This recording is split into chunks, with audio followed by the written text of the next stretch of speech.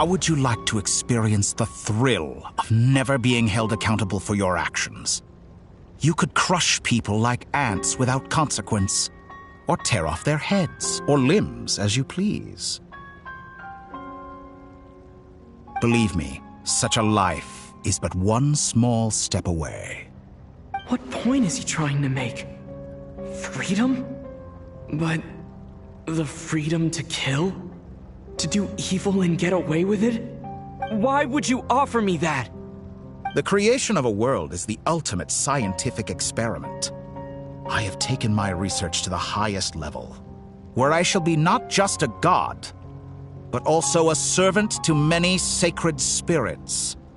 I shall heed the truth and perform holy deeds.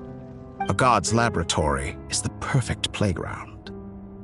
But it needs the right occupant to explore its full potential. Mortals are found everywhere one looks. Not so with Descenders. I'd prefer my first guest to be a distinguished individual such as yourself. And I know you could make the most of the opportunities it offers. So the condition for entering the new world is to take innocent lives. The same dilemma that Rerir once faced. Could I really bring myself to kill others for my own benefit? Rerir did. And look where it got him. Have you made up your mind? I can't do it. Your playground is no place for me. You're putting your hopes in the wrong person. But we both know I'm not quite the hero you say I am either. I have my own reasons for the journey I'm on. And they aren't all selfless. You've grown a lot since we last met. But there are still things you are unwilling to compromise on. This will only hinder you. Why don't I lower my requirements a little as a gesture of goodwill? I'll give you a little time to learn to be a less noble soul. That'll make things much easier for you. I really doubt I could live that sort of life. And yet you already sound less defiant than a moment ago. The benefits appeal to you because you can read the signs of the times. Why don't we return to my research facility? Your last visit was so rushed.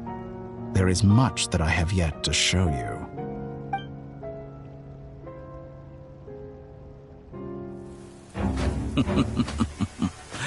Now to that question,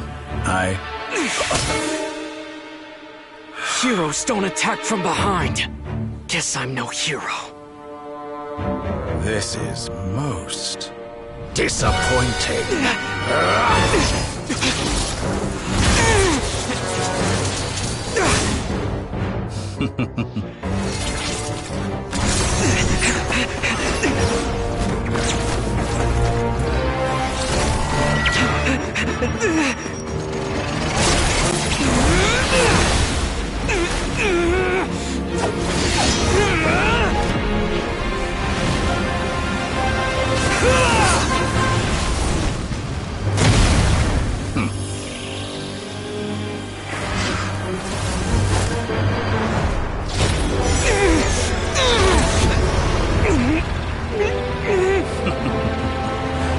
Now then.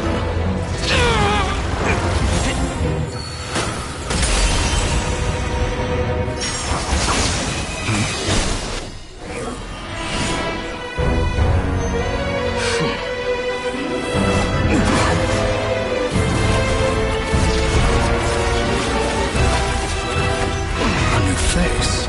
Interesting.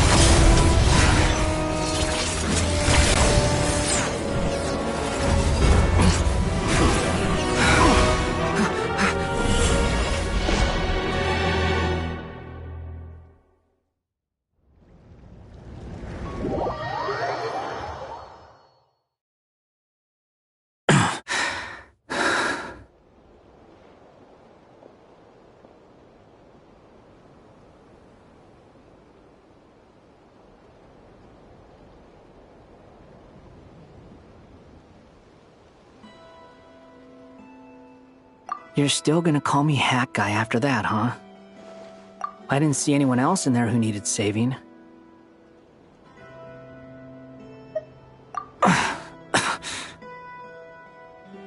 It's nothing. I'll be fine. Why are you looking at me like that? Is it that shocking that I'd come to your rescue? I owed you a favor back in Sumeru. Now we're even. Distracting Dotori was tough. I won't lie. He's not gonna fall for the same trick twice. That was my one shot. I'd hoped to use it to take him out. Ugh. I never wanted to obliterate someone more than I do right now. Dotori doesn't recognize me, but his segments were originally made based on an analysis of my operational principles. I expect it's only a matter of time before he figures out what I am. So Dotori doesn't recognize Wanderer because he deleted himself from Irminsul. Did he really miss his only chance for revenge by saving me? Why the long face? Hey, I'm not blaming you, okay? And I'm not complaining either. Rescuing you and killing Dotori are equally important goals. Everyone would be pretty stuck without you. It's best you live to fight another day. How are you holding up? Are you alright? Hat Guy said to put safety first, so we agreed to run as far away as we could after leaving the energy field, and only meet up once it was safe. You don't look injured. It seems that Dotori didn't do anything to you. Alright. Rescue operation complete. Let's head back. There's a lot more work to be done before this is over.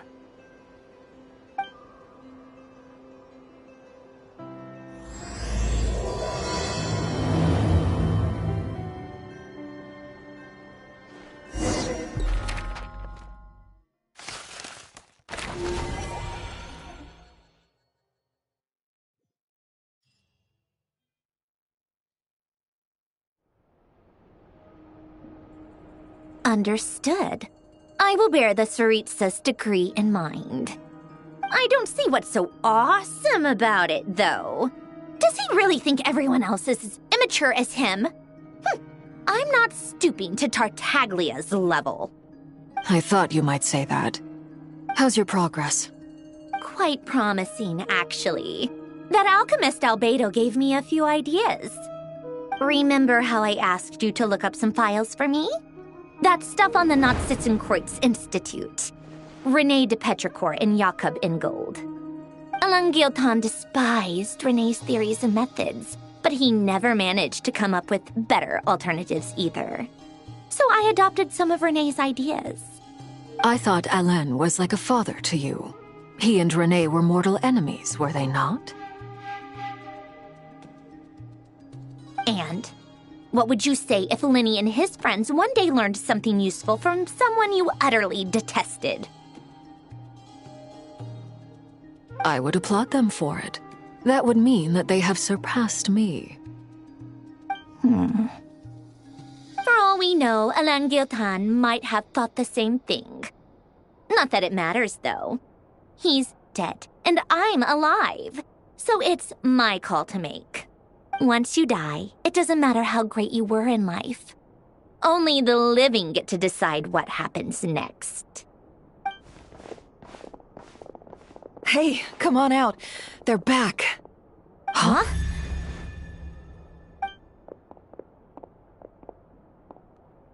You're back?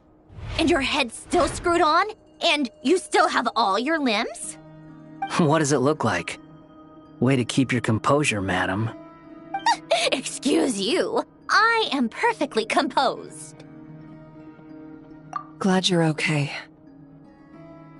Yes, it's a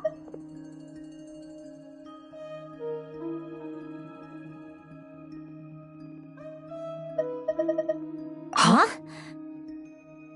Worry? Oh, yeah, right. You think we, the Fatui, were worried about you? We were worried sick. Hey! The Traveler and I were already friends. You are free to join this mission in whatever capacity you please. Much like your tea parties. It's a laugh a minute with you guys. I must say, I was quite surprised when Mr. Albedo told me he would need no additional aid. We discussed this on our way back as well. I am rarely so unequivocal, but in this case, we had full confidence in Hat Guy. He said he knew what he was doing. Albedo and I pretty much had to just wait outside on standby. Meanwhile, Hat Guy broke into the energy field and rescued the Traveler solo. You didn't have to mention that. Well, I'm thoroughly impressed. You are a force to be reckoned with, Hat Guy. Is he back? Is he really back? Traveler! It's really you! Oh, thank goodness! Paimon missed you so much! You can finally breathe easy, Paimon. It's great to have you back in one piece! Oh. It's great to have you back in one piece! It's great to have you back in one piece!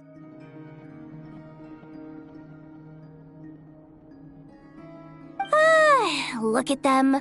You know, once you reach my age, there's nothing better than watching a misty-eyed reunion between friends. It's nothing. Same goes when you get to my age, too. I bet Aino and Anefa would be tearing up as well if they were here. Varka, I'm not sure Anefa can cry. Oh, yeah, good point. Hey, your eyes are looking a little red and puffy. Come here, let's hug it out. What? Ew, no! No, thank you. You're not my dad, okay? Knock it off! Everyone, I'm sorry for all the trouble I caused you. But the silver lining is, I didn't come away from this ordeal empty-handed. While I was being held captive, I learned a lot about Dotori's current capabilities.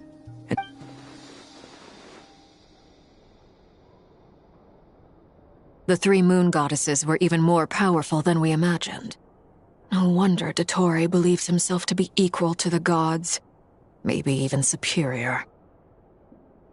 Utter blasphemy. While everyone was gone, Nefer and I made an interesting discovery, and I believe Miss Sandrone has something to share too. Ma'am, perhaps you could do the honors?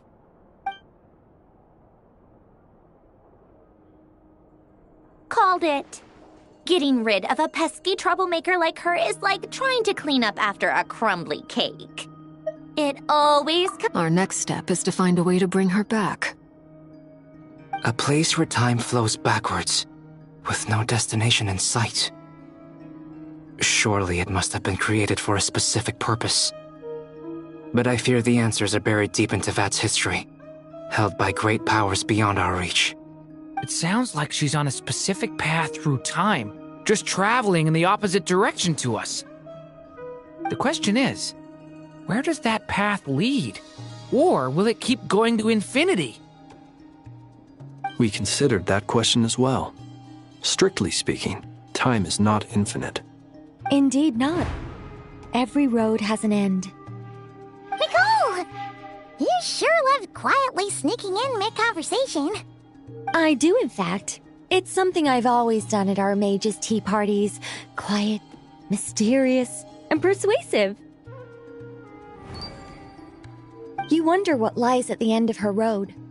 Well, just as the world has a beginning and an end, so too does time. And so, The end of the road is the moment that Teyvat was born. But where Miss Columbina will end up along this road, that depends on where this particular river of reverse time began. What about the original moons and the moon goddesses? Do they have a beginning too? All things do. In the beginning, no moons adorned the sky. It was the Dragon King Nibelung who raised the 3 moons into the heavens, and thus were the moon goddesses born. They were shadows of the planet, born to wield Nibelung's authority and oversee the world on his behalf. They were extensions of his will, manifestations of his majesty. But then one day, they disappeared just as suddenly as they had once been brought into being. Nobody knew where they had gone.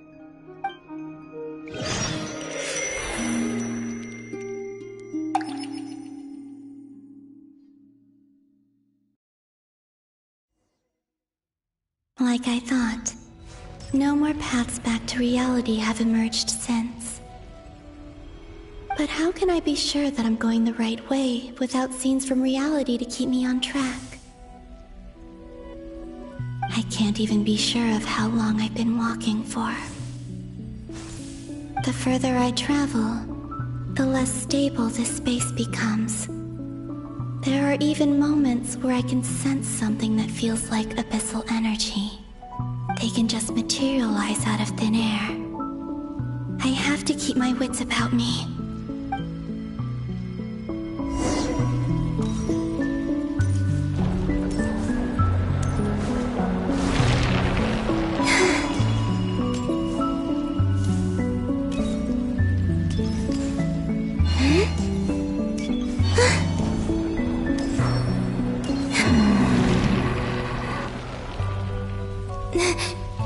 Is that the ray here of some...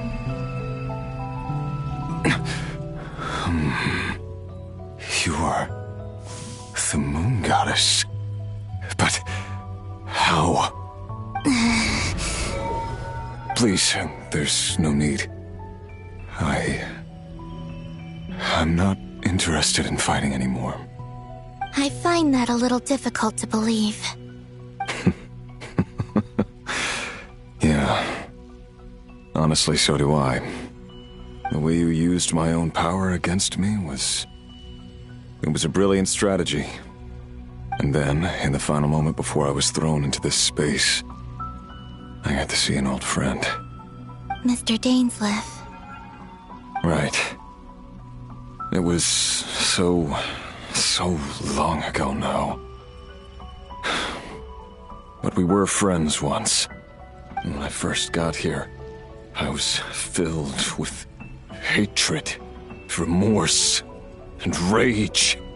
How I cursed and devoured. I tore everything here apart. I was consumed by the desire to leave this place and have my vengeance. But to no avail. This is a place with no exit. This is the second time I've entered this space. Though I have no memory of the first. I was torn to shreds the moment I entered. But this time I survived. It must be partly because of this new body. And partly because of all the Kuvaki I absorbed in Nodcry. Are you the source of the abyssal power in here? Not all of it. Some is from when I first arrived here and tried to destroy everything. But there was already a degree of abyssal power here before I entered. And like a venomous snake baking in the merciless sun, it tried to slither into my shadow. Tried to? So, you rejected it? Yes. Because after that, the world suddenly became silent for a moment. What do you mean? The voices in my head. They were gone. And then I saw her. Her? Thelindis. My former lover. Never mentioned that she saw a memory of Thelindis leaping into the moon's reflection. More precisely, I saw her afterimage. I'm sure the real her is long gone. She was just an ordinary Conrian. She couldn't have survived here for very long. Anyway, why have you come here? Didn't you know it was a dead end? If I hadn't escaped through the moon gate, my friends would have been in far greater danger. Oh, I see. Because of your power. The power of a moon goddess. What? You'd like to know how I know, wouldn't you? The one who resurrected me said so. I could hear a deep lust for power in his voice. Do you mean... Dottore?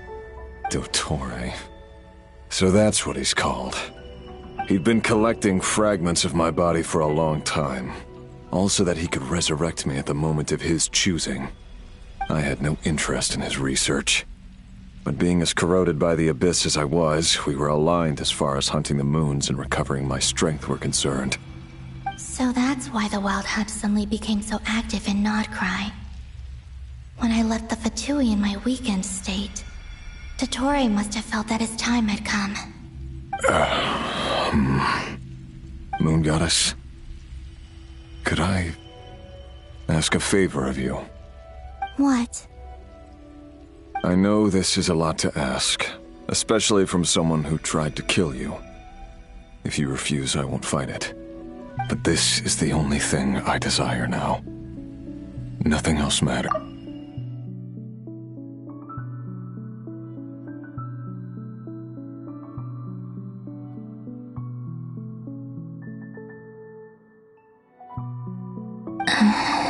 What do you want? I'd like you to take a message to Thelindis for me. Thelindis? But... Yes, she's dead. But like I said, I saw her afterimage. I can sense that some part of her soul remains here. Far, far ahead. Why don't you go and speak to her yourself? I can't. I don't know why, but I can't move freely in this space as you can. All I can see is a glimpse of her, walking away. Just like the moment when I last saw her in life. In return, I will clear these abyssal obstacles for you. No, not in return. I'll clear them for you, whether you want to help me or not. It feels like something I ought to do. Why? Yeah. Why, indeed. I've been asking myself that question a lot recently. Why did I do the things I did? I'm tired of it all. Tired of the person I became. People used me. And then I turned around and started using others. I hurt a lot of people. I think I grew tired of it long ago. But I wouldn't admit it to myself. And ultimately, that's how I ended up here. What do you wish to tell her? All of it. My past. My mistakes. Everything that happened after we were separated. Is it okay if I give her the abridged version? Yeah, I'm sure there's plenty you can skip over. Just tell her the important parts. Whatever you think that means. Like the part where you relentlessly tried to kill us? It's up to you. Love demands honesty. But my relationship with Thelindis was built on lies. We hid too much from each other. But after living my whole life in the shadows, I don't want to hide anything anymore. I will do my best.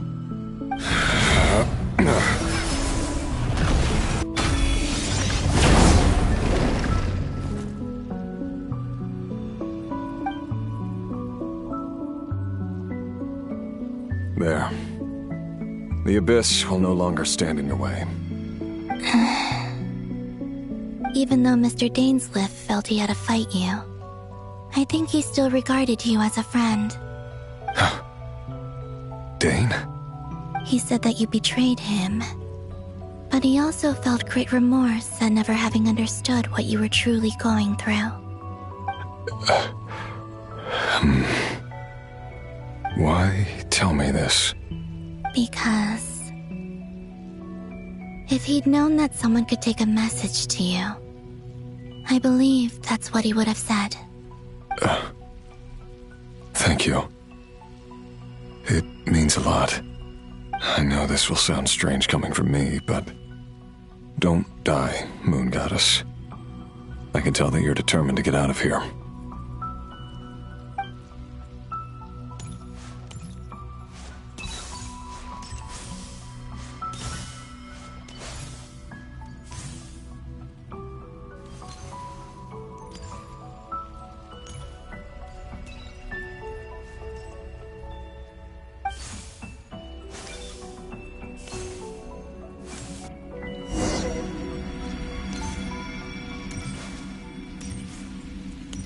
He kept his word.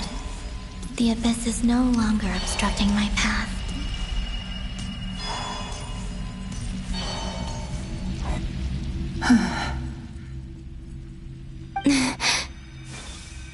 Is that the Lindis? She wasn't far off at all. And yet, they can never meet. Hello. Is that the Lindis? She wasn't far off at all.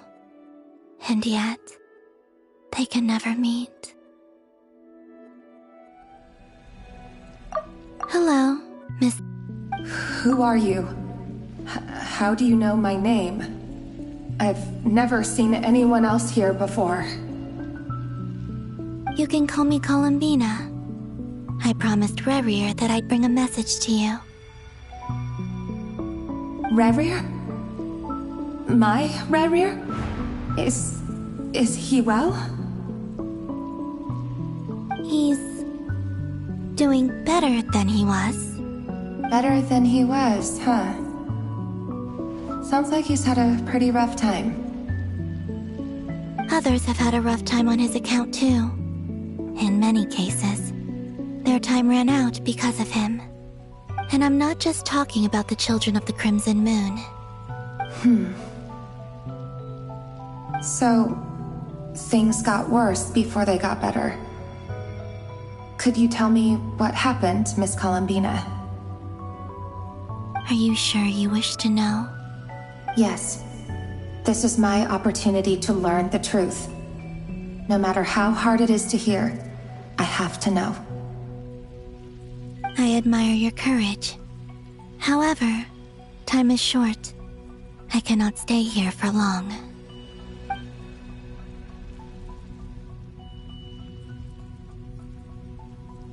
Rerir had seeds of hatred in his heart, and many people nursed them for their own ends. On some level, everything he did was to try and find a way to see you again. But in the end, he came to regret his mistakes. He wanted to apologize for hiding his past from you. Beyond that, he did not say specifically what it was he wished to convey to you, but I'm sure that you've always been on his mind. You are what has kept him going over all these years.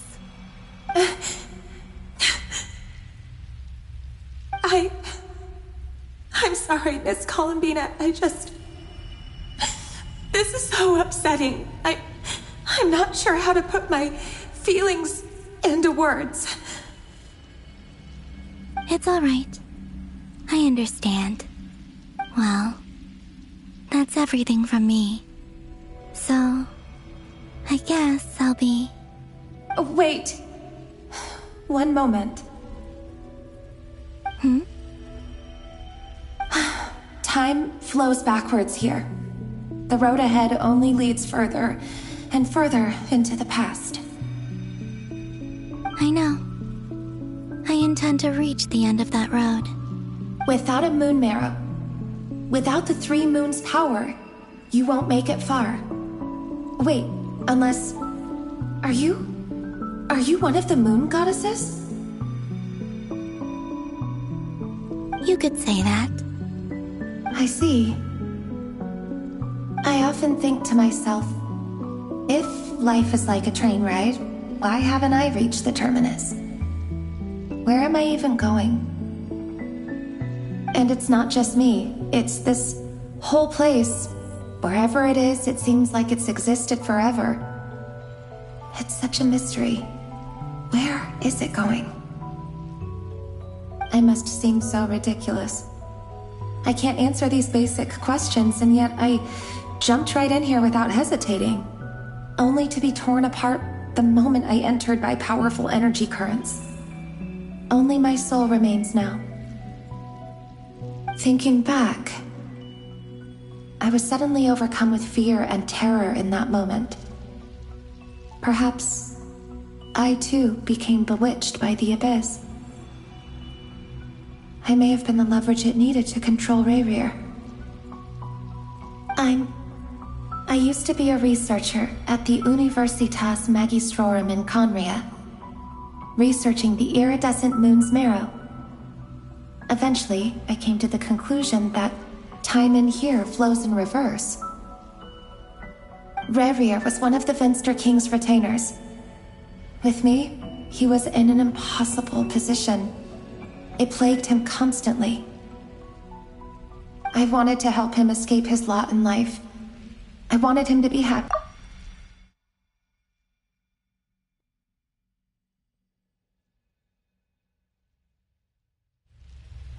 I wanted to help him escape his lot in life. I wanted him to be happy. So I thought I'd use this place to return to the past. At the time, I thought I could just go back to the day that the Venster King first found the princess. It was only after meeting the princess that the Venster King started going too far with his research into the abyss. That was the day all of our woes began. I thought I could stop the king from ever meeting her and solve everything. I couldn't kill the Venster King himself, so I had to find another way to save Rayrir.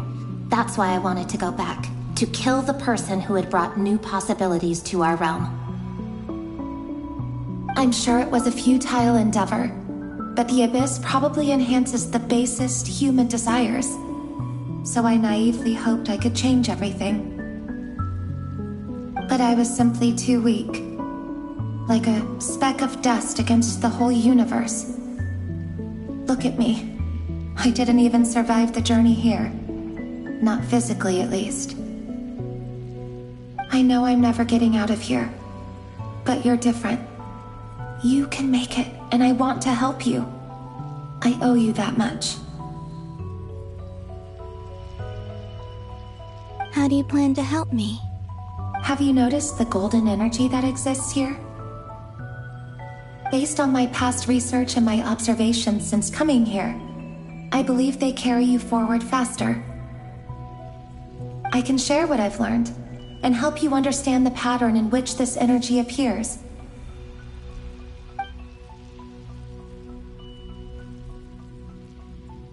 I think you just might...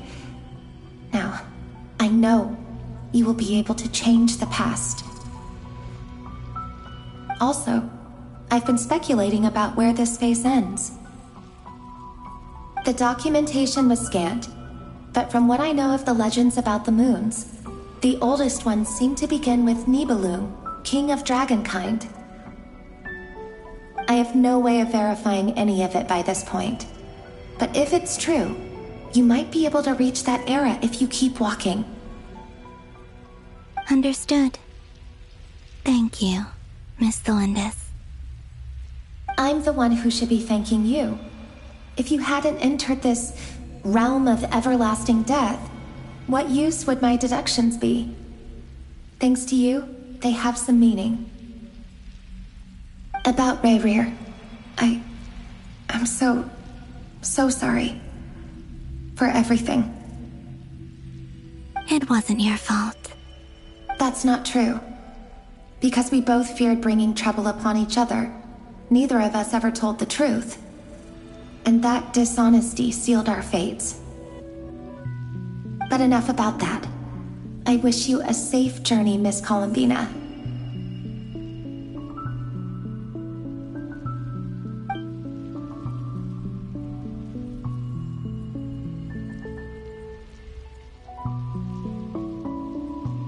And may the outside world never have to experience pain like this again.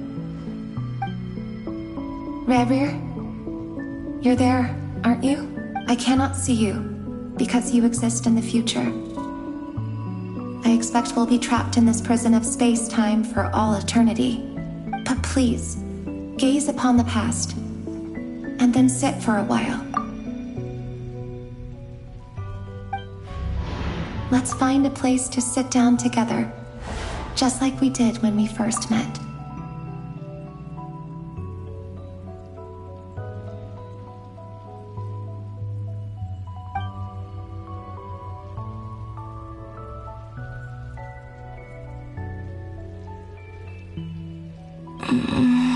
How long have I been walking?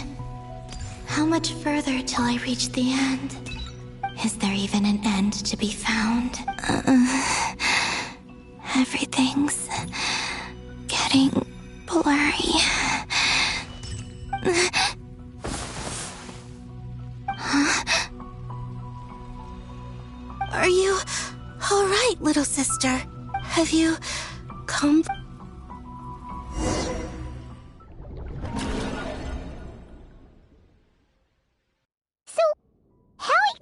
Did the moons just disappear? Shouldn't it be a little harder to get rid of major creations like moons? The world is a vast and ancient place. On a certain scale, all life lasts for but a fleeting moment. Miss Nicole explained that the moon goddesses likely perished in the War of Funerary Flame.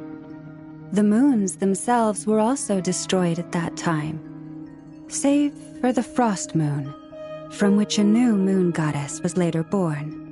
Am I missing something then? 'Cause the stories say that the moon goddesses were born on the moon, but doesn't Columbina say she was born in Nodcry? Huh, you're right! Why do their birthplaces differ? What's the difference between the two generations of moon goddesses? Also, remember what Sandrone said? Her scans detected 4 moons. In other words, 4 moon marrows. Technically, the result of the scan means that 4 moon marrows were detected and positively identified as moons in that moment. In other words, this piece of information alone isn't enough for us to know how Miss Columbina is doing right now. Yep, we have no way of staying up to date on whether she's dead or alive. She's on her own for now. But at least she's trying her best to get back to us. Yeah. She's a tough cookie. And a sore loser, too. As much as it pains me to say it, we've got no chance of beating Dottore in a straight-up fight. He's much too powerful. It wouldn't even be close. That maniac is going to devour everything in his path until he reaches us. We need to find someone or something that can stop him before he does anything worse. I'll be frank. Our only hope of defeating this false god is with a real moon goddess on our side. I'm not just saying this because Columbina's a friend and I want her back safe and sound. It's just the truth. And I know that even she was no match for him when he attacked, but I don't have a better solution. We're not giving up on saving her, whether she can defeat Dottore or not. Right. Don't worry, Miss Sandrone. We're all aligned on saving Columbina. No one's trying to argue that we can only justify saving our friend because it will help save the world. This is about multitasking. We want to save both. So, she's more than just a moon goddess to you guys? Absolutely. Duh! She's part of the gang! No. Yes, I know. You don't need to labor the point. I knew that the moment I came running over with my documents that I was part of the in-group. I mean, if Arlecchino can fit in, I certainly can. Anyway, as for how we get Columbina back, I've been working on it constantly. But I think I'm still lacking certain information about the moon. I'd probably get there if I could continue my calculations, but the problem is, I've run out of computing power. Computing power? You mean you need more energy? No, the issue isn't energy, it's processing power. There's so much data to get through that the whole process has just ground to a halt. That's a tricky problem. René de Petrichor of the Nazissenkreuz Ordo once foretold the fate of the world. But I don't know how he did it. My guess, however, that won't work for me. His methodology was vastly different from my own. What's worse, they're incompatible. And, to top it all off, we can't even... Ugh, this is so annoying. If I'd known we'd run into a bottleneck like this... Well, no, the design bureau's a bust as well. Curse that Dottore! Couldn't have made this harder for me if he tried. Oh, what do we do then? How about we grab a bite to eat and take a break? Maybe something will come to mind after you've cleared your head. You don't get it, do you? I'm trying to calculate the fate of an entire world here. And I need accurate results, not big prophecies. Where the heck am I gonna find the computing power for that? Anyway, time to shelve the discussion on technical difficulties. Being a killjoy isn't very ladylike, after all. Either way, we've done what we can. Rest well, everyone. Remember to let us know if anything new comes up. Hat guy? Is he hinting that we should...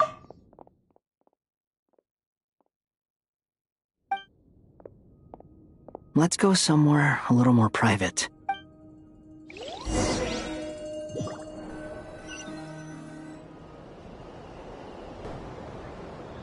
You know that Dory went back to Sumeru, right?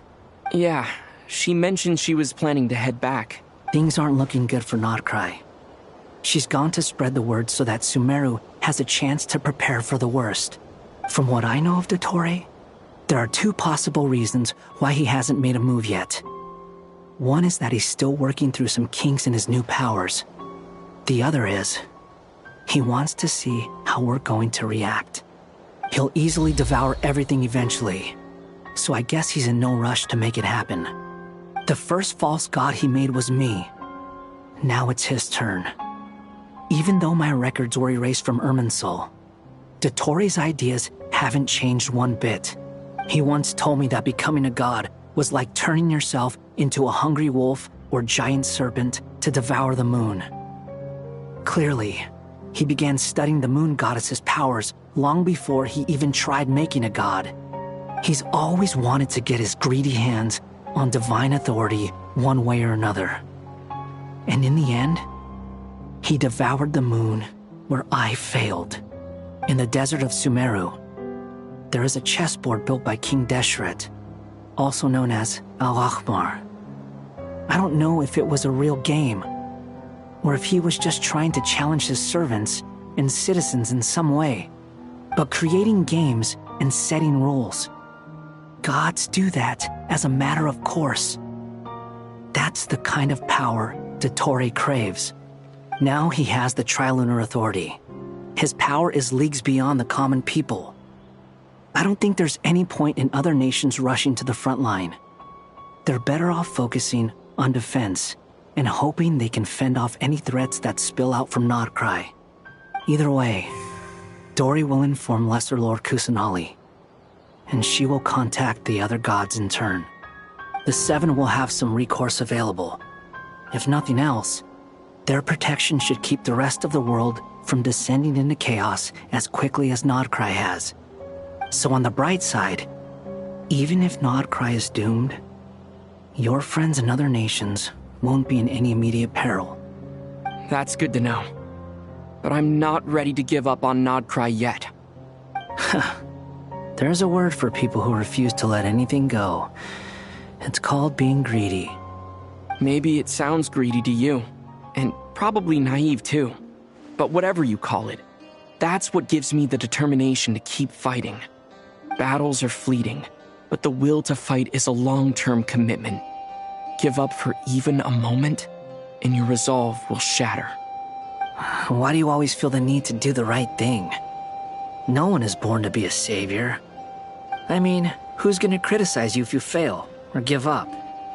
Don't take this the wrong way, but Dottore said something similar to me. I guess the Fatui attracts people who don't believe in saviors.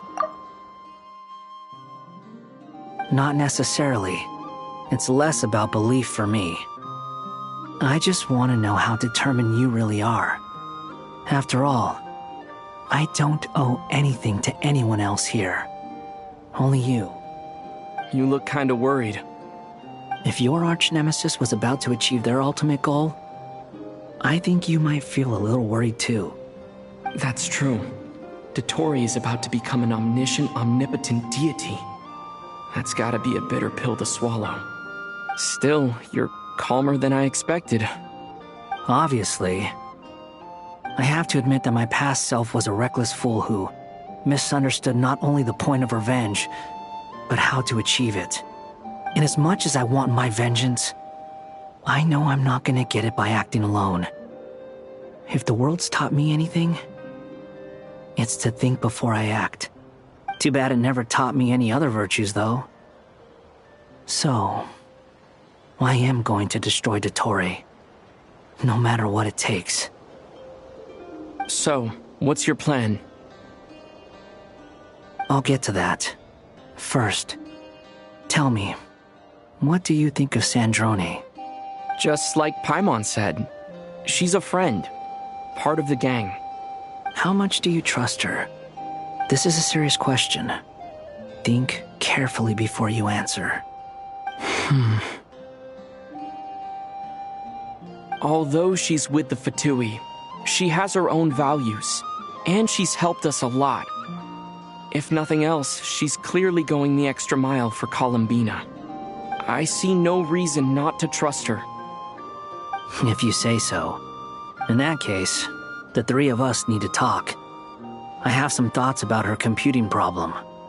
It can be solved, but it will come with a cost. How much? If I can afford it, I'll cover it. Sometimes your heroism really backs me into a corner. You know that? Come on, let's go talk to her.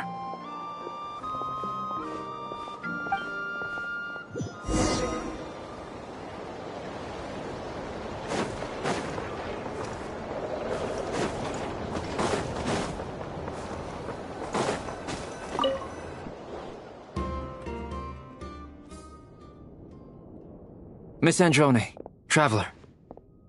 Hey there. Paimon's here too! She was just helping them sort through their thing. That was fast. Well, you said it was urgent, so we got here. Albedo, I have some alchemy questions for you. I see. Looks like my knowledge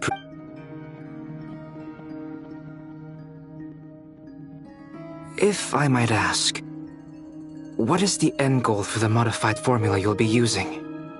I needed to predict the future of the entire world. But I've run into some teething issues since trying to implement Renee's theory of the four Orthants. I see. I'll have a look at it. Still, computing power is the real issue here. How do you plan to solve it? About that, it's been sorted. Oh, with the Traveler's help? Actually, you're not wrong. He found the person with the solution. Was it Hat Guy? Yeah, it was him. Wow! Go Hat Guy! Seems like all that time studying at the academia is paying off big time. But where is he? Wasn't he? Come with me.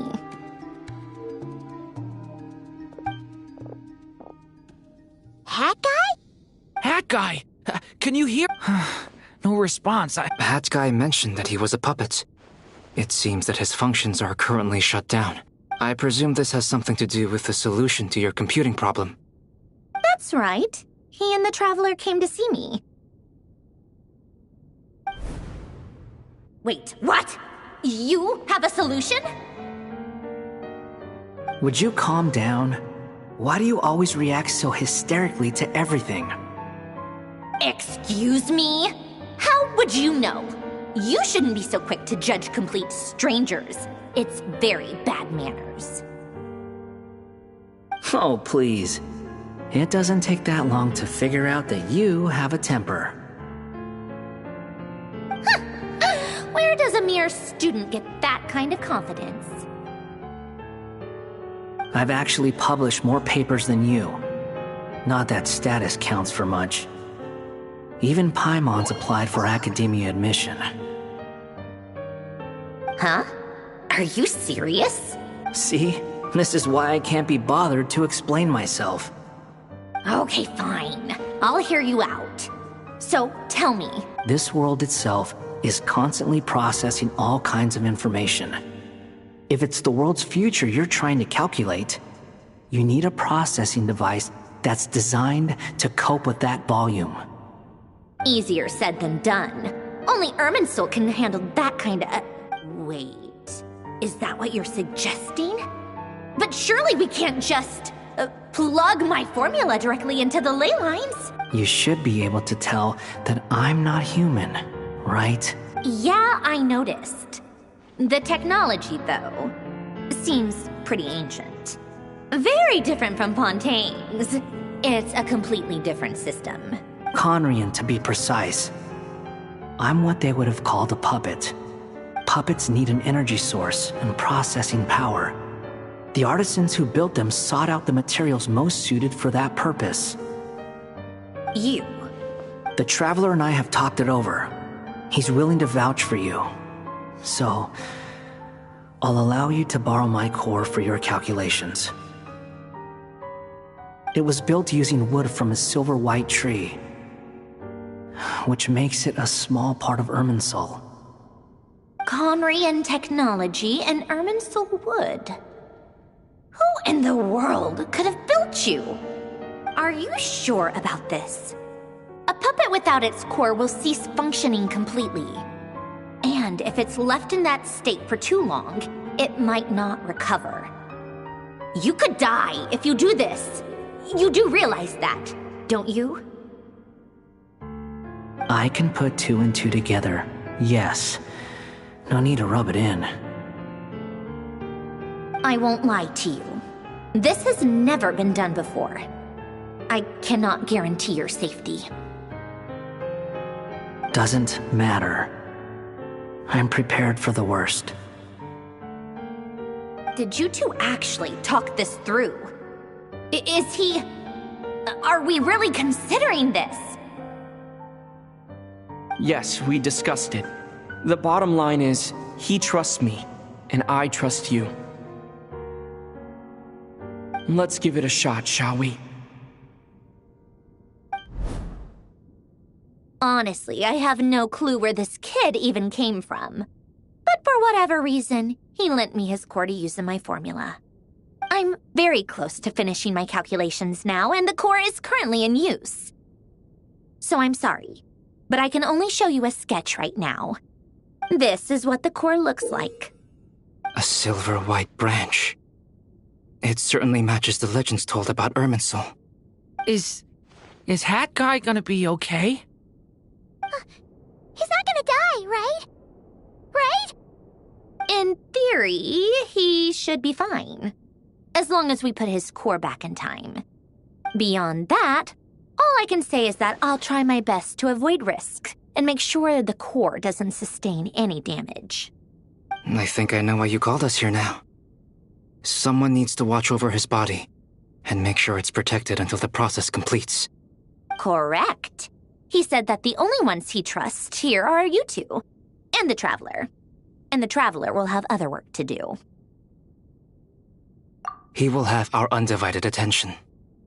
Aww, Hat Guy. On a more positive note, things are progressing steadily on my end. I'll call everyone in for a meeting when...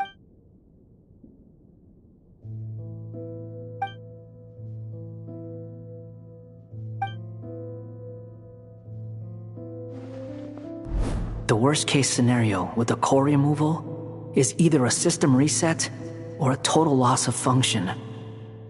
But I'm not afraid. A quiet death should have been my fate long ago. A core is completely different from a heart. It's like another vital organ entirely. I never believed it could be a true replacement for what I sought. But in the end, it turns out the core was more useful to me. Pretty funny when you think about it. It's like the punchline of my entire life. Do you think there's any difference between a puppet and a human?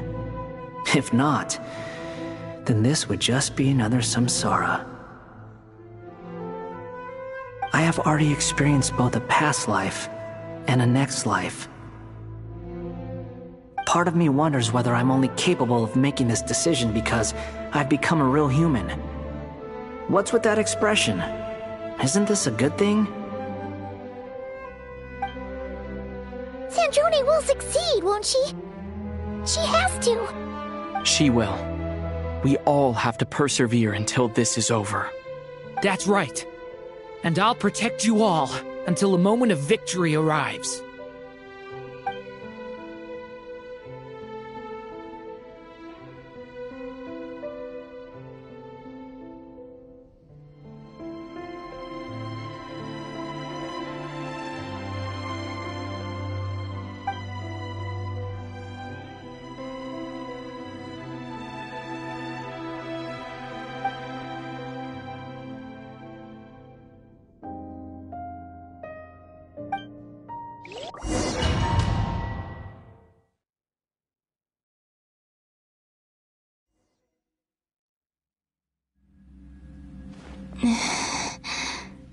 Who are you?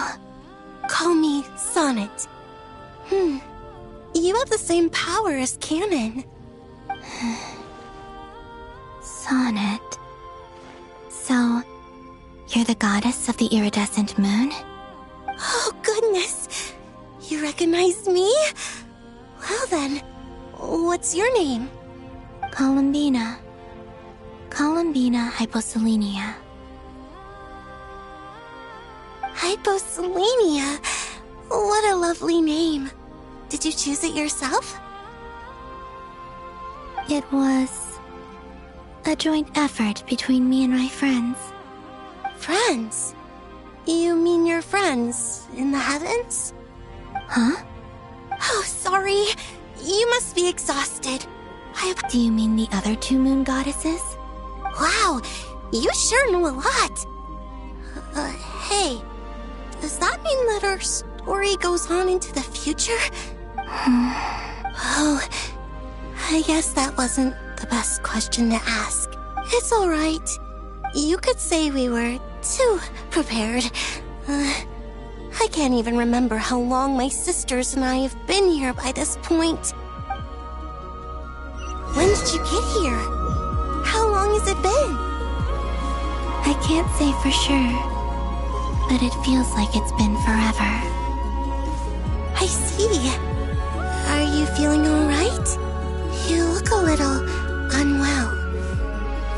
I can hold out a while longer.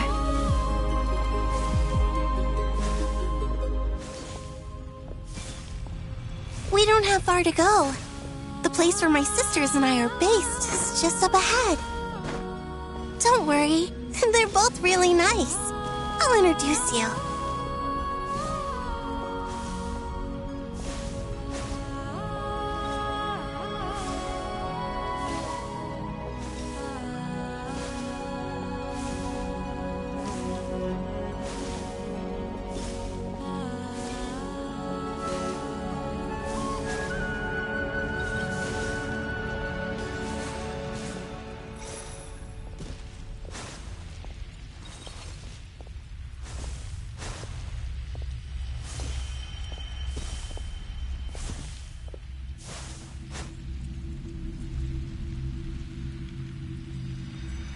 Sisters! I'm back! And look who I've brought with me!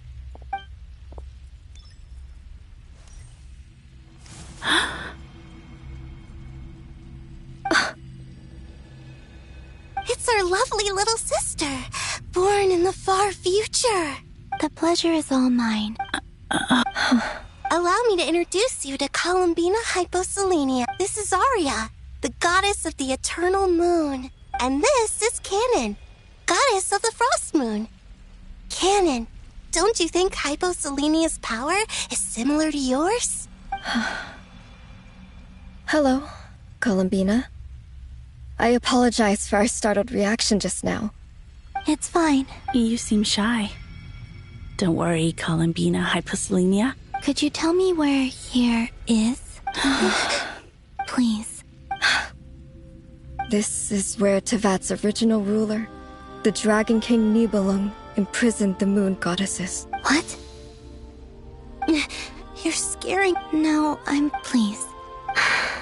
Nibelung, our original master, created us in the distant past to maintain Tevat. But he left this world and traveled into the dark universe beyond, to explore worlds vaster still.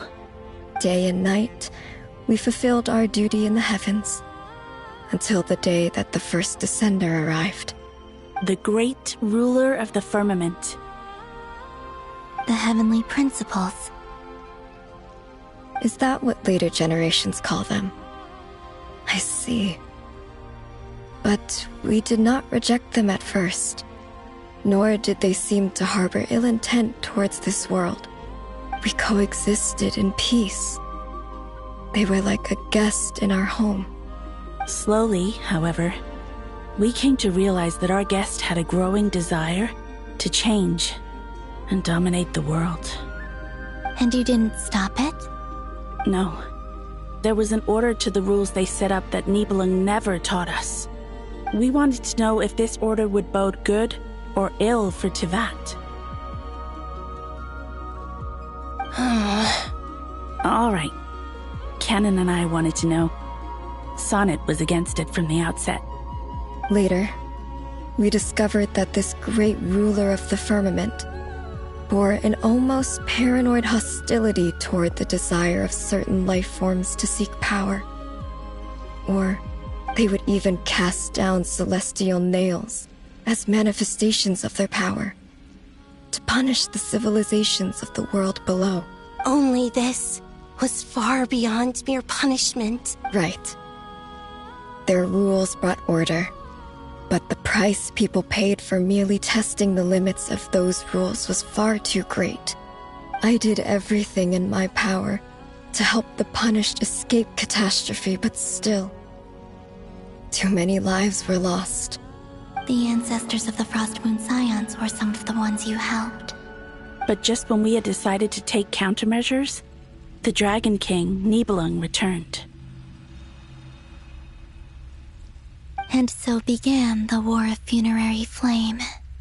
So, that's the name the world gave that war in the future.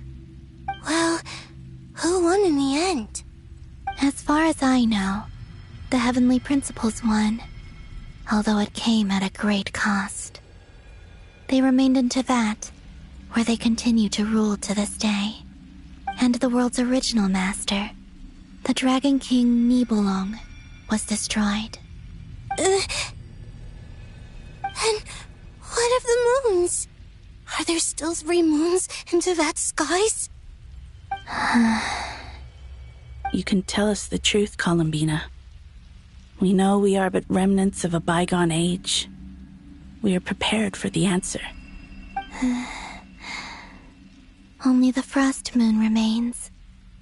But it has been cast beyond the false firmament by the heavenly principles. The eternal and iridescent moons were both shattered during the war. So death finally came for us in the end. Sonnet. But you're still here, aren't you? A moon goddess cannot live without her moon, Columbina. She's right. That's why I began to disappear. Because the frost moon is cut off by the false sky. How much worse it would have been if it were outright destroyed. Our souls may endure within this lunar palace, but if our moons are destroyed, then we shall disappear the moment we depart from it. I'm sorry. There's no need to apologize to us, dear sister. If anything, we owe the world an apology. If only we'd decided to act sooner, rather than arguing amongst ourselves. All the more reason not to spend this time in regret and repentance. Instead, we should focus our efforts on how we might help our future sister. Sorry? Don't you see, Columbina, your story is not yet over. Is that not why you are here?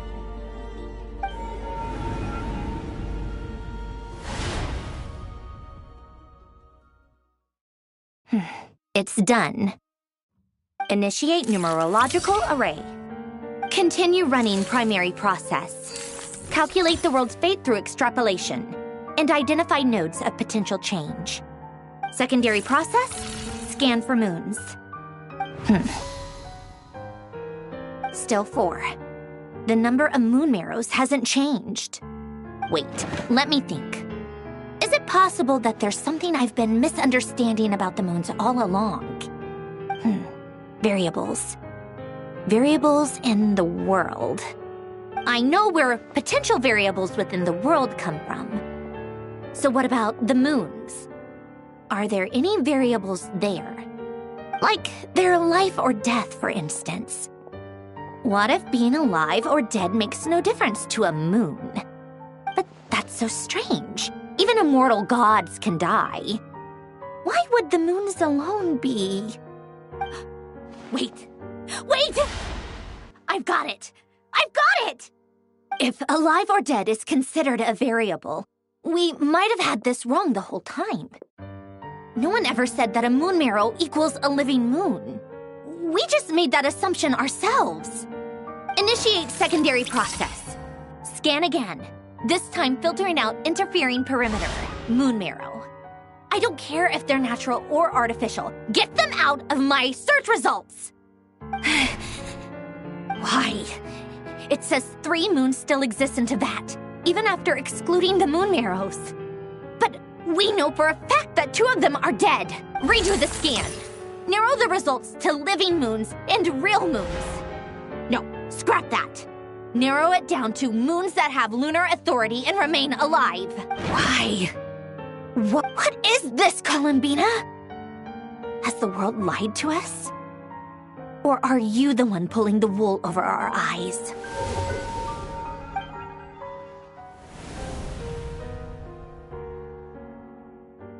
So, you think that the moon's reflection might be where Nibelung imprisoned the Three Moon Sister? Yes, it would explain a lot, such as why that space would respond to a moon goddess's power, opening the moon gate at her command. It would also explain why Miss Columbina has been unable to leave, and why time flows in reverse there. In the messages she sent, Columbina promised us she'd find a way to return, but we have no way of knowing how, when, or where this might happen. The fact that she still has yet to reappear in this world indicates that returning from that place is no easy feat. We cannot afford to simply wait for her. So you're saying, if she could return by her own power alone, she would have done so long ago. Yes, she certainly wouldn't leave it to this late stage when it's so touch and go. I've been giving this some thought, and I've come to believe that Luana's Har might be an anchor that she left behind, as a sort of future waypoint. This could also explain why Luana's Har is always by the traveler's side. Sounds like a plausible theory. If that's the case, there must be some criteria we need to fulfill to allow Columbina to return to the present. The question is, what could they be?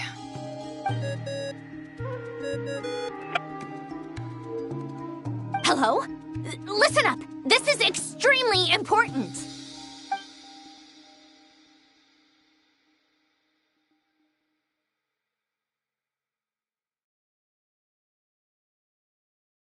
Not only is Columbina alive, but she may well exist in a form unimaginable to us. I'm still unclear on the details, but she's done something truly inconceivable in the past. And the clue to what she's done lies in the moon and Teyvat sky. Truly amazing. Oh, I'm so delighted for her. I'm sure we all feel the same. And I'm sure Columbina is ready to get back here and fight by our side. I'll keep my calculations going and try to find some way of coordinating with her. But that's not an excuse for everyone else to slack off, okay? All of you had better keep trying to think of solutions. How can the dead moon still live? And Luanatar...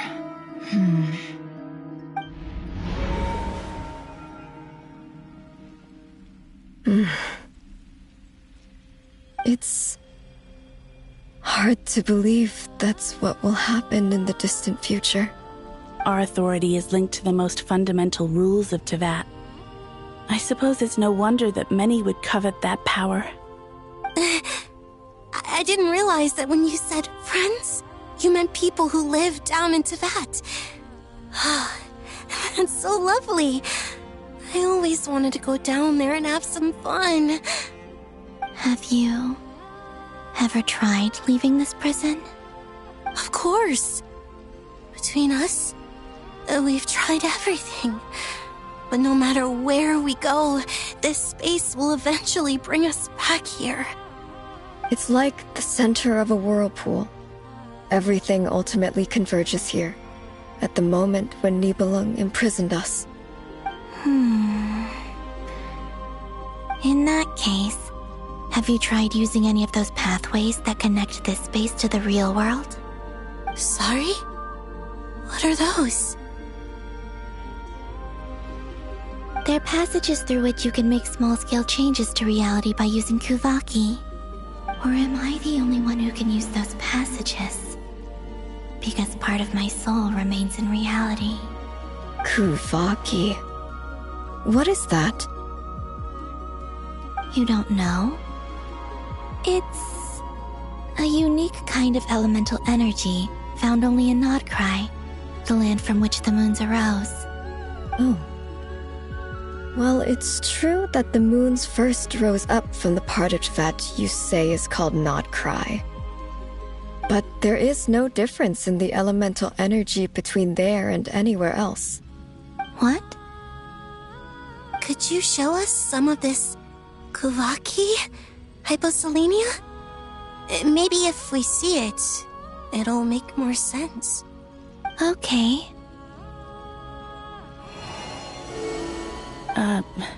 Isn't that just your power?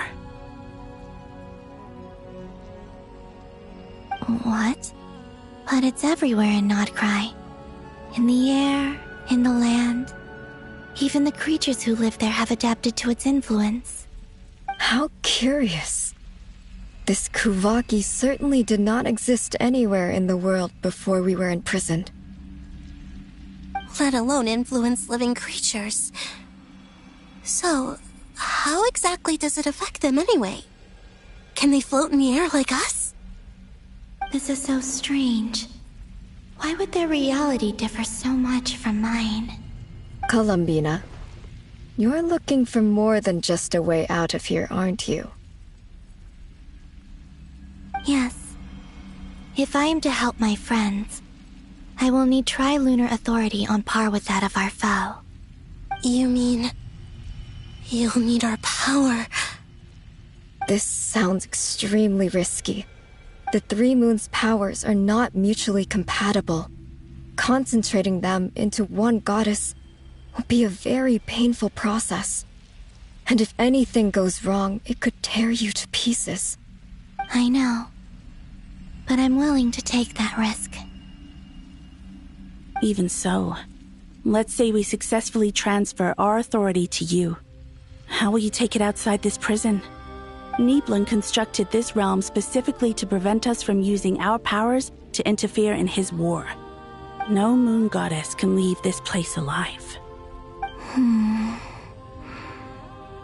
What if I don't leave alive?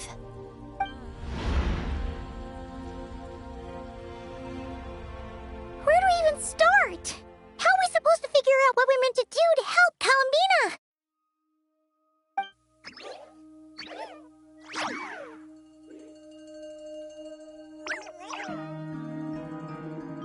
Columbina? What do you need from us? If she really barely got to the beginning of time in there. How do you think she'd leave us a message?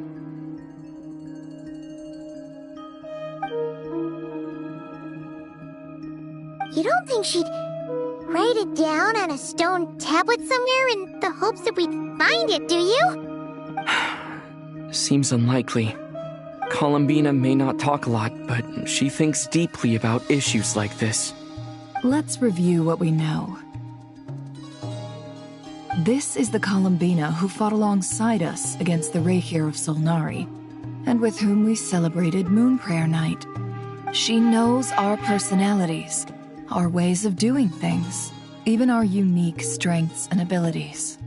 So, if she wanted to tell us something from a long, long time ago, what would she do? Oh.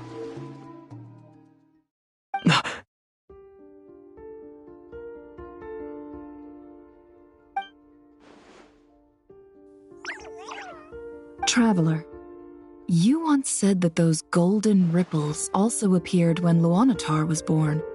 What if Columbina left Luanatar here, not just as an anchor to the real world, but for some other purpose? If she is part of Columbina, and Columbina knows that I can see past events through her... Oh yeah! Like when you peeked into Rarir's past through his heart! Nefer, wait! If you're right about this, and you can really see past events through Luanatar... Oh, I know.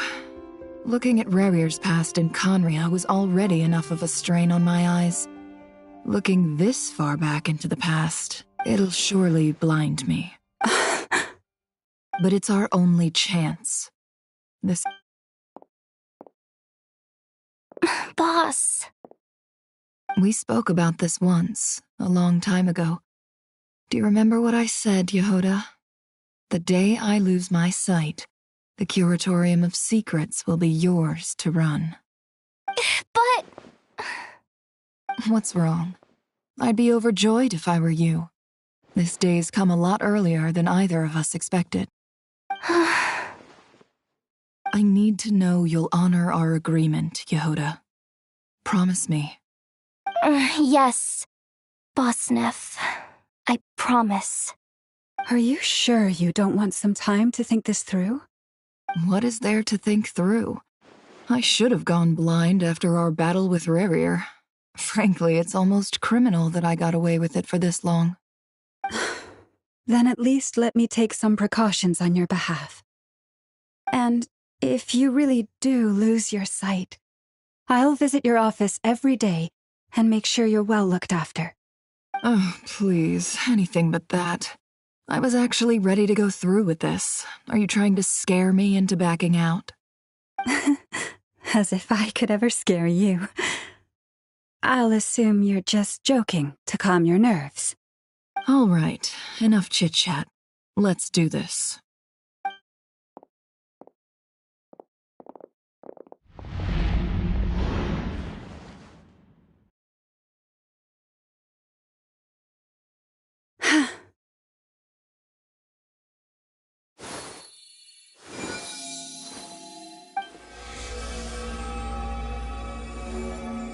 All done. Good. Now give me some space.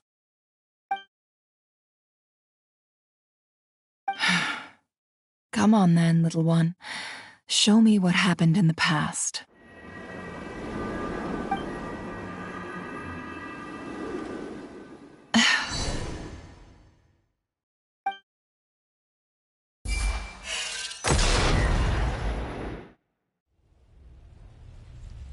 Between the Trilunar Authority, Kuvaki, and the soul-surviving moon, the Frost Moon, I think I might know how to get back. But I will need my sister's help. Time to go talk it over with them.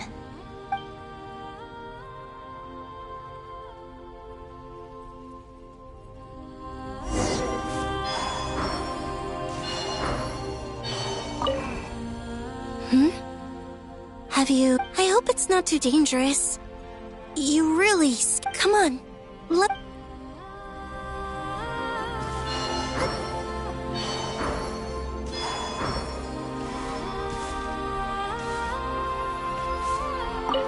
seems you have reached. I'm all ears.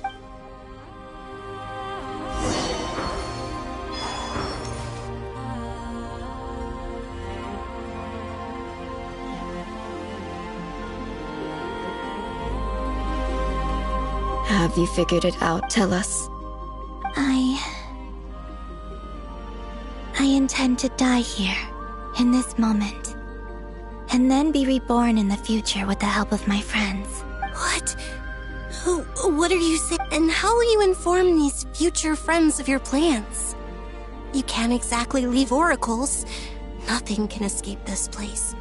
And even if you found a way, what if they never find the message you left for them? No. Come again? They will find my message. I'm sure of it. I'm not following. It's quite simple. First, I will leave my soul here.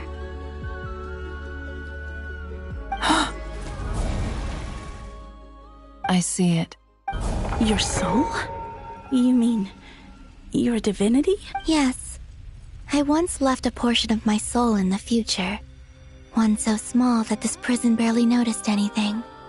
In this very moment, she can resonate with my soul across time.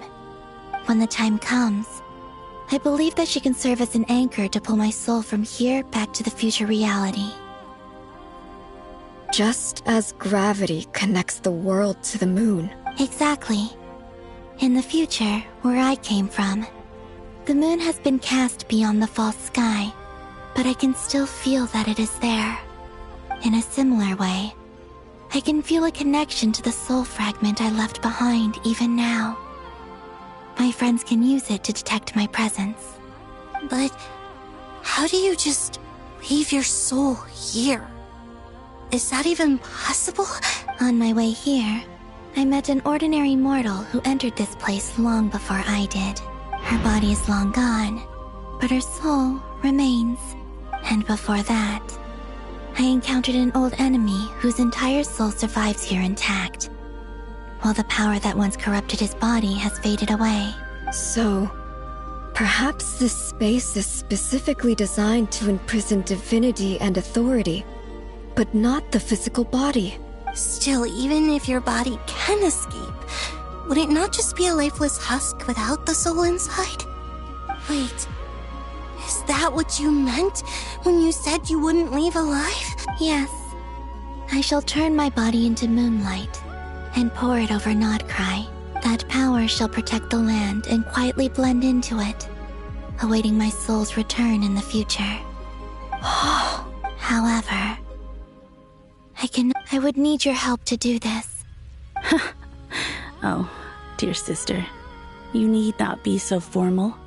As I said before, we are but remnants of a bygone age. You, on the other hand, were born alone in that distant future, and you have walked a long and lonesome road since then. How could I bear to let your story end here in this dungeon? Don't forget, we are your sisters, your family. Arya's right. Actually, I've always wanted a little sister. Can you imagine how it's been for me? Getting nagged by two older sisters all the time. Now, I finally get to be the big sis. And not just that, but I... Sonnet. Canon? I'm sorry. I know this is a bold request. The Frost Moon is rightfully yours, and it... Oh, no, please, I was just... thinking. You cannot imagine how happy I am to hear of the future world you describe. The Frost Moon Scions, your lovely, kindly friends. For the three of us, whose purpose in life was to maintain the peace in Teyvat. It is a great relief to know that the people of this world live in such an abundant future. If your plan can save them, and save Nodcry, I will go. Besides, the three of us have been together since the day we were born. I could never abandon them to live on alone without them. Canon. Still, I do have one question. Certainly. What is it? Why do you cover your eyes?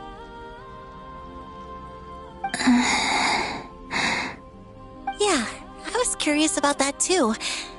But it seemed personal, so...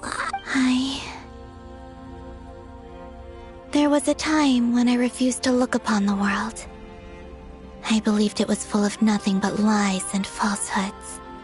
I wished to hide my feelings, seal my heart, until I could return to my true home. I see. Perhaps that decision saved you from ever having to see the false sky again. But at the same time, you likely missed out on many true and precious things, like the smiles on your friends' faces. Promise me this, Columbina. When you return to the future, open your eyes, take a look at the world around you, and see your friends.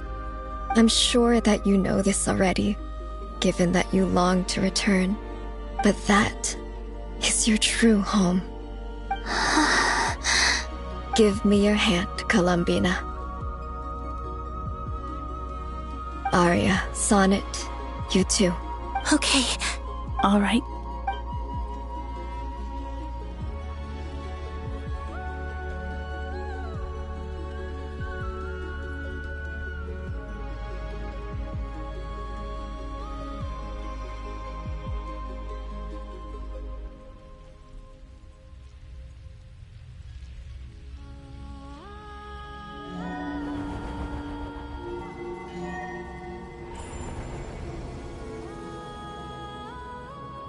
We once were the song sung for eternity, but now it is you who must continue to sing.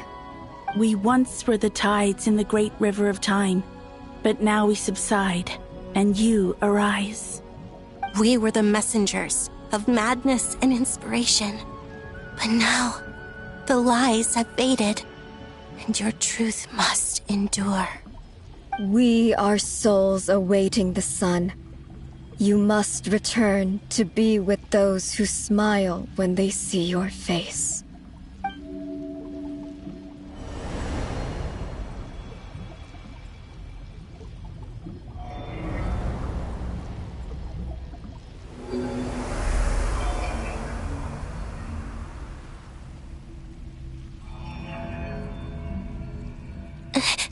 Is it done? Yes. We have transferred the authority over all 3 moons to Columbina Hyposelenia. From this moment on, she is the Tri-Lune Goddess, the one and only moon goddess of this world.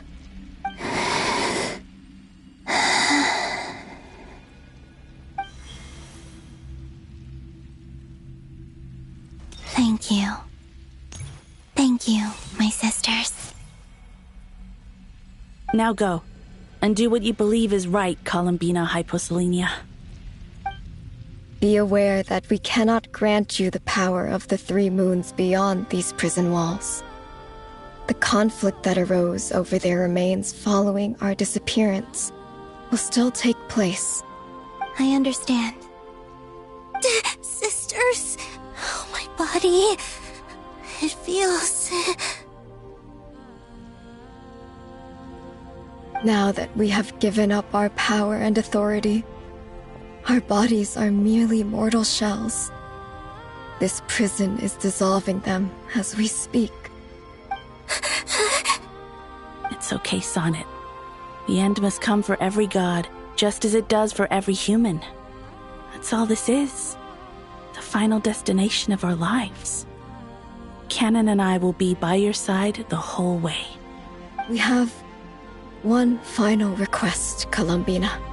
Could you use the 3 moons' power to send us back into the real world? Now that we have lost our powers, I doubt this space will seek to hold us further. It's just... we would like to spend our final moments together in the only place we ever called home. Of course. Gladly.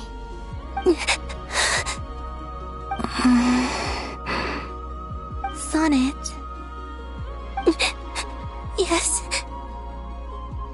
Don't... I wish I could tell her not to give in to the abyss. Not to be afraid. But is this really what I should say at this moment? Don't forget. I'm so glad to have a big sister like you.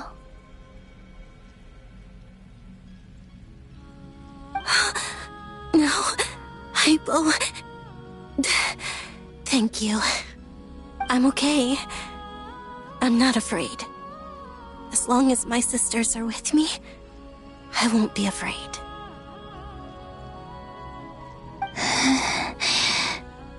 It looks like this is goodbye, sisters. Goodbye, Columbina. Take care of this world in our stead. I will.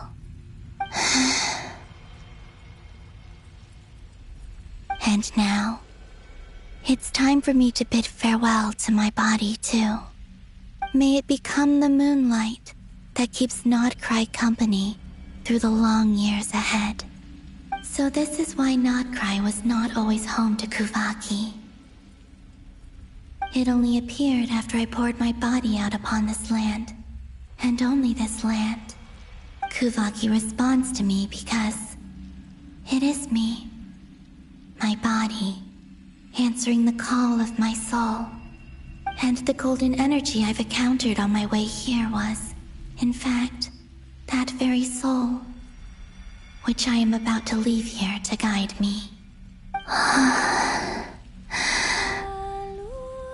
O power Trilune, eternal moonlight. I, Columbina Hyposelenia, lay aside my body.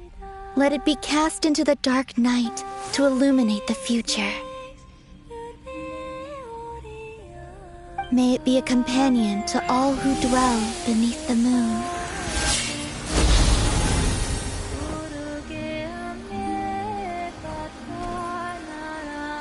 Until the time comes for me to return home.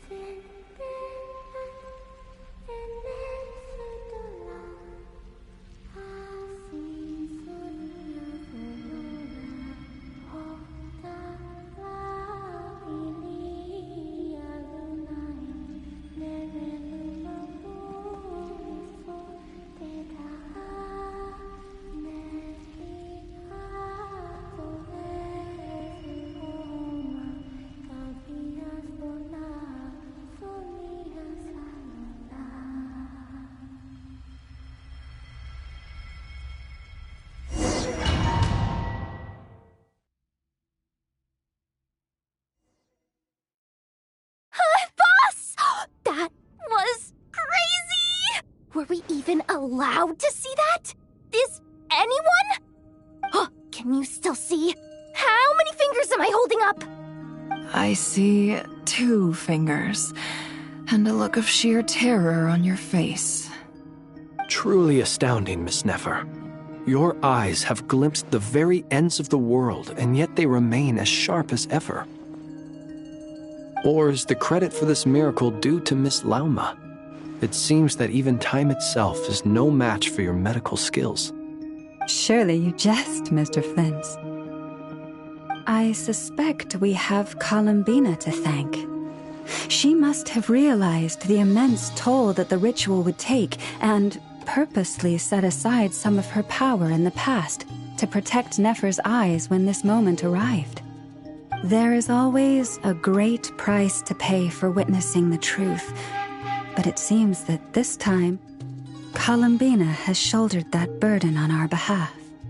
She chose the perfect method of getting a message to us. Though her eyes were always shut, she was clearly so perceptive. She knows us well. She knew exactly how we would think and what we would try. Despite being separated by time and space, we're seeing the same possibilities and seizing the same opportunities. We still don't even know if she's okay right now. But as long as there's a chance we can do something, we'll fight to make it happen. We'll get you back somehow, Columbina.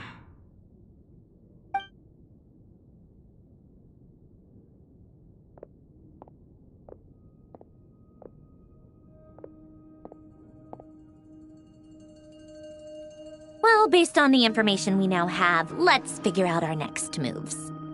Thanks to these gentlemen, we have a much clearer picture of the situation with Dottore. The civilian population has been moved to safety, so we no longer need to hold back. Miss Androne, how are the calculations going? So far, so good. I'll keep seeing how far I can push the system, though. Can't have Hat Man being powered down for nothing. There's still a long road ahead. Where should we begin?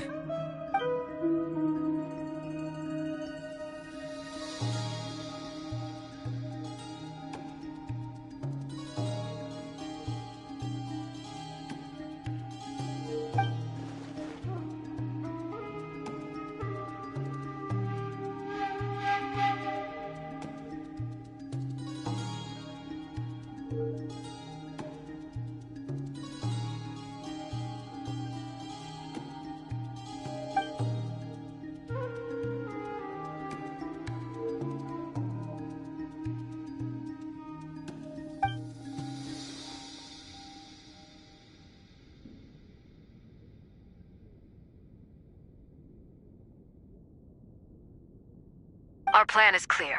Time is short, so let's get moving. There's just never enough time, is there? Time is the bane of my existence. Ugh. Anyway, I'm gonna get back to work. All right, we'll do our part too. Yeah.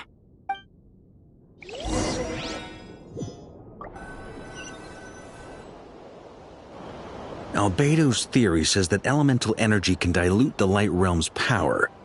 But I'm no expert in building elemental defenses. Sounds like something out of the advanced elemental theory section of the library. Whew.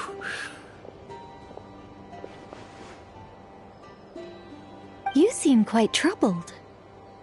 Well, yeah. I mean, who doesn't get a little flustered when they're completely out of their depth? You were the very picture of confidence back when you approached the Hexen Circle.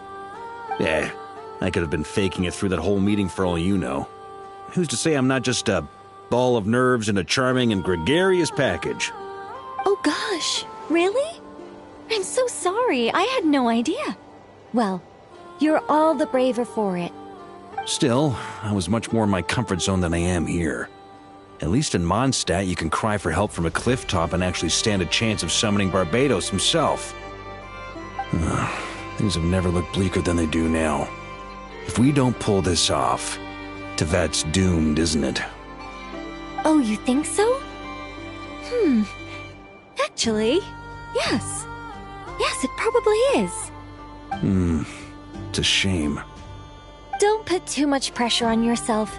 Tevat has faced annihilation many times in the past, but it also gave us you, didn't it? Hey, don't give me that. It's not like I'm anyone special.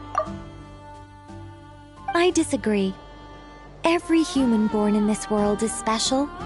We angels have always believed that. In that case, this humble human being has a big favor to ask of you. I thought you might say that. I'm sure Alice, in her great wisdom, sent you here precisely to help us in this difficult time, yes? Well, that has less to do with her wisdom and more to do with my power. Of course, of course. Well, the thing is, these elemental defenses we're about to build, I don't think it's a question of if they'll fail, but when. Durin's findings from his patrols make it clear that Dottore is constantly expanding his territory. First it was his lab, then the design bureau, and now this. It's not realistic to completely stop him encroaching on the rest of Nagrai. Rather, our goal should be to stall him for as long as possible. If Miss Sandroni's calculations are correct, well, they're the closest thing to certainty we have in this situation, so let's assume they are. Anyway, Her calculations suggest that our best hope for victory lies in Miss Columbina's return. It's up to us to slow Dottoro's advance and buy time for her to make a return. Are you asking me to help you with building the defenses? No. I'd like you to prepare for what comes next. When he eventually reaches us, we will have to fight him. You were an angel once and a mage now. I'm asking you to lend us your protection. Oh. Can I take it that you're triggering the terms you fought for during our three-way talks? Well, technically those terms were about protecting Mondstadt. But if you're happy to agree to the change in location, then yes, let's do that. You're cashing in on this much sooner than I'd imagined. Well, yeah. The way things are going, I might not get another chance. Very well. The mages have heard the knight's plea, and we will respond. To tell the truth, Alice and I had already discussed how we might help you all, so I didn't come empty-handed. I always like to be prepared.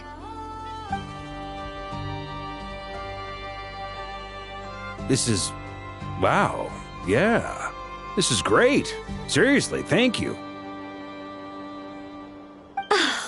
It's been many long years since I had a chance to dazzle humanity with a little divine intervention.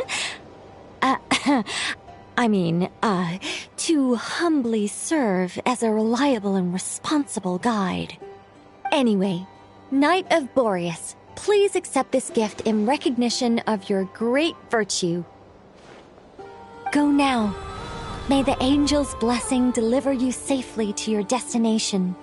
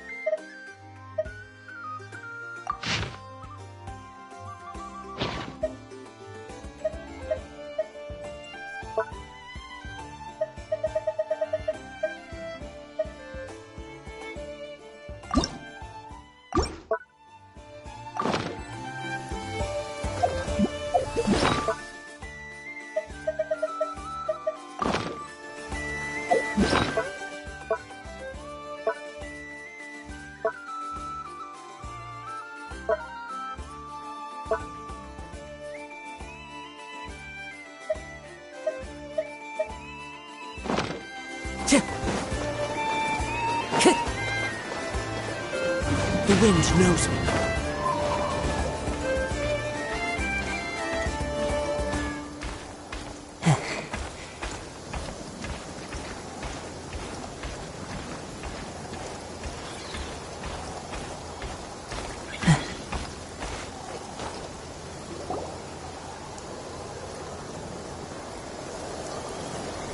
You're here. Sandrone! How glad you asked. You two are about to become the first people to lay eyes upon my masterpiece. Or should that be the first person and the first, specter? Hey! Whatever. Come, feast your eyes on this. Wow! We've never seen something like this before. This meter displays the progress of my formula. Currently, it's still making the most important connections. Once it's finished running, I'll deliver it right to your side. And then, we can finally bring Columbina back. What do you mean, deliver it? Can't you just tell us over the Dodo communication device? It'll just be some numbers, right? Ugh, you're such a greenhorn. This isn't the kind of formula you solve in math class. It's It's a highly complex algorithm capable of constructing a framework of rules. Whatever. We'll be here all day if I start trying to explain it. All you need to know is the formula must be completed before we can bring Columbina back. I'll share the data with you. Nicole's agreed to let me use her information channel, so we just need to use the Dodo communication device like so. And there. Now you can check in on my progress. Wow! Look at that! You're amazing, Zandrone. About time you recognized my genius. Took you long enough. Anyway, that's all from me. You should check on the others if you have time. Make sure we don't have any weak links in the chain. That might sound harsh to you, but close supervision is a common practice in a Fatui. Not looking to catch anyone out. I just care about everything going smoothly. That's all. I'm kinda stuck here while the formula is running, so I need you to be my second pair of eyes in the meantime.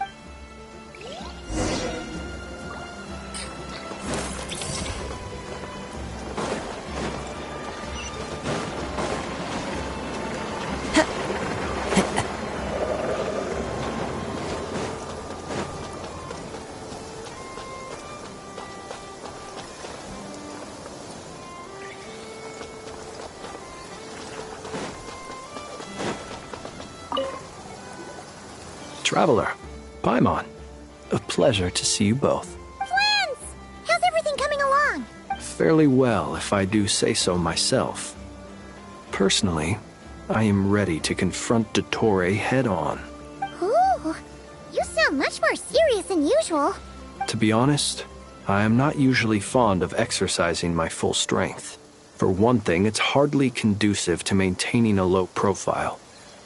Besides, I believe one should have the right to choose when to show their hand. I am conserving my strength until the moment of battle is upon us. Anything to boost our chances of victory. Seeing you get into the zone like this really puts Paimon at ease. Huh, Traveler? I consider it an honor to have your trust. Rest well.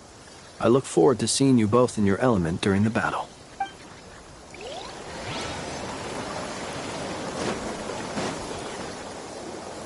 Yes, Miss Moonchanter?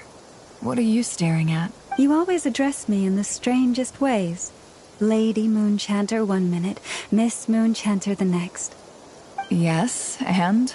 Are I... Not as such. It's just that I simply call you Nefer nowadays. Uh-huh. That's my name. What's your point?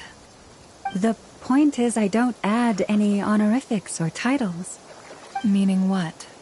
That maybe we're on friendlier terms now than we used to be.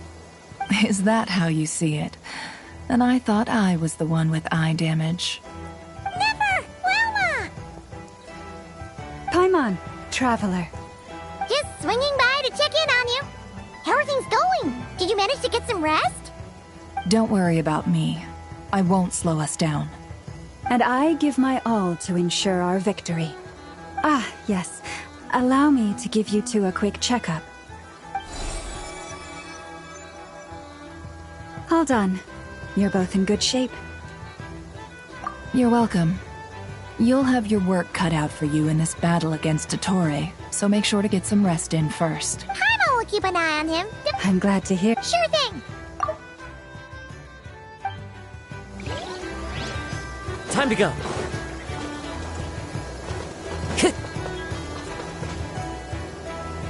Thankfully, Miss Nicole has come to our aid. Nasha Town is now looking very well defended. Golden Flame. Yes, that's Nicole's power, all right.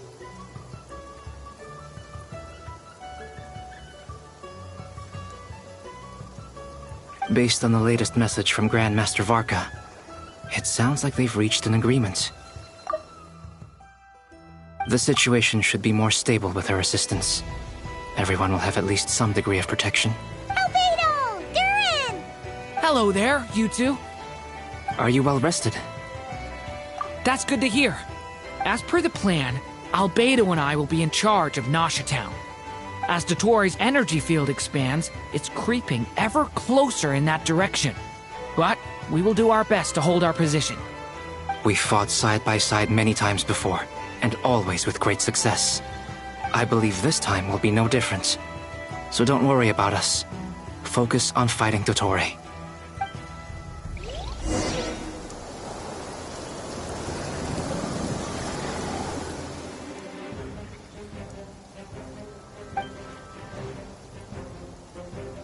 Here they come. As we expect. Get ready, everyone. Take your positions. And let's begin. I'm at the...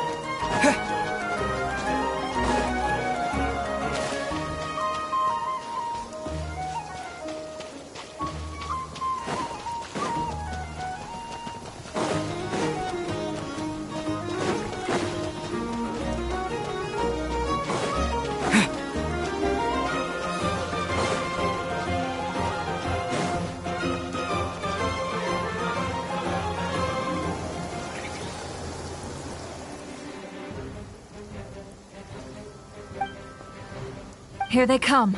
As we expect. Get ready, everyone. Take your position. Let's begin. I'm at the ready.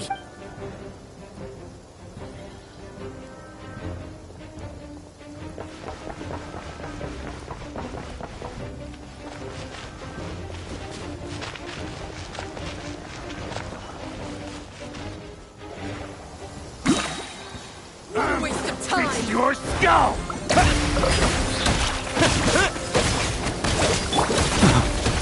Close your eyes.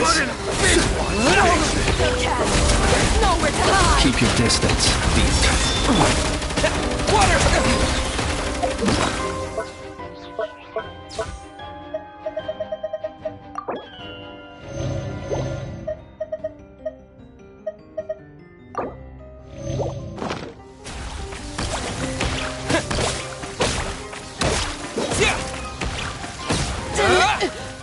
Another one. Fine. Water jet.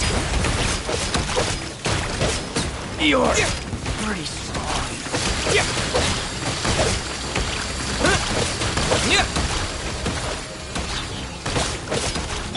Observe.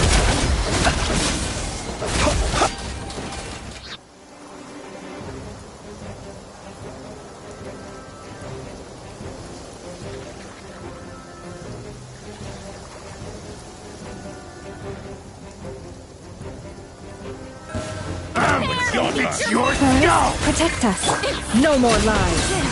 These creatures cannot stand against us. Come with fighting talk. Just don't let your guard down. That goes without saying. I'm hardly the risk taker in this group. Excuse me? Can't hide the truth. It all adds up.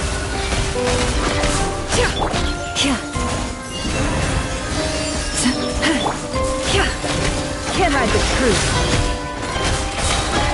The mystery unravels.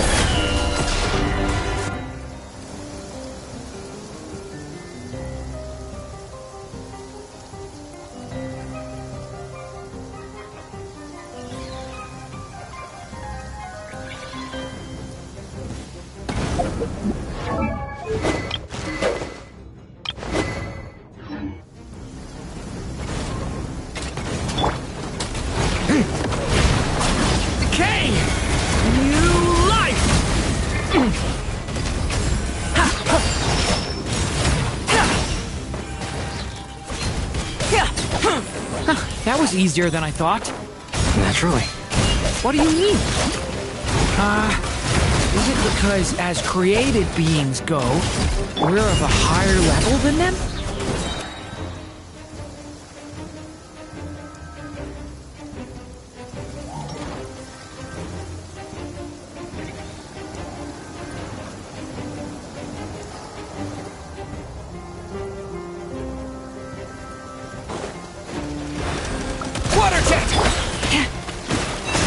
It all adds up. Can't hide the truth. People have always used fire to drive away wild beasts. Wouldn't a lantern work just as well? You read my mind, my dear friend. I was just about to say that. All right then, dear friend. Bring the light! You need this fight. No more lies. It all adds up. Time to come clean. Be silent. Close your eyes. Do you fear the dark?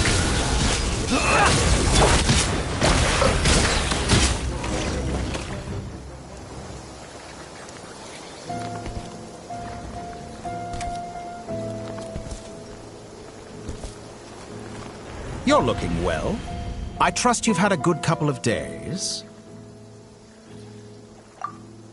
Dottore. It's actually a good thing, in my view. If the subjects of my experiment were to die prematurely, it would throw quite a wrench in the works. And so, I must thank you all for your resilience. We are no longer on the same level, but you are nonetheless worthy of my respect. A creator god should be merciful and gracious after all. And in any case, it is only right that before I end your lives, the world is informed of the arrival of their new god.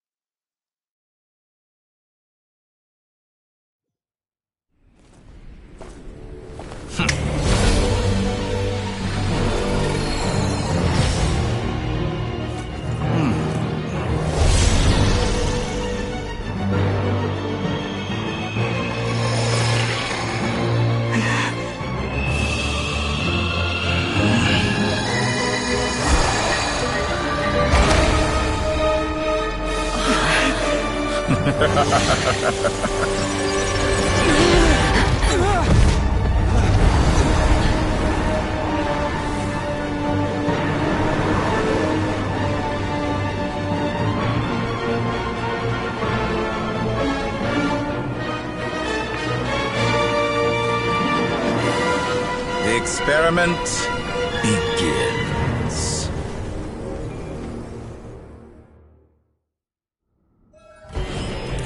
With the marrow of the three moons in my hand, behold the...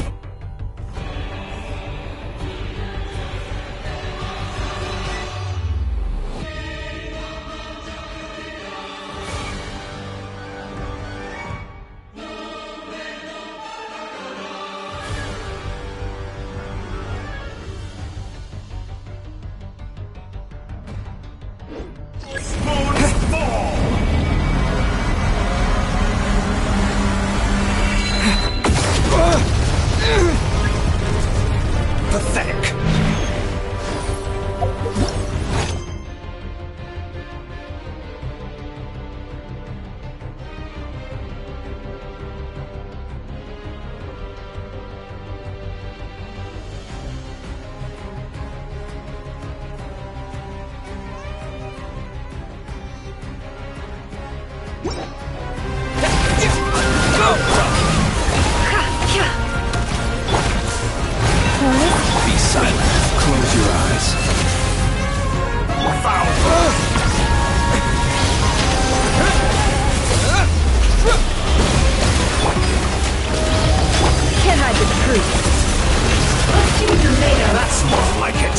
some results of value. Did you honestly think that would hit me? It all adds up. Entropy bends to me. Be silent.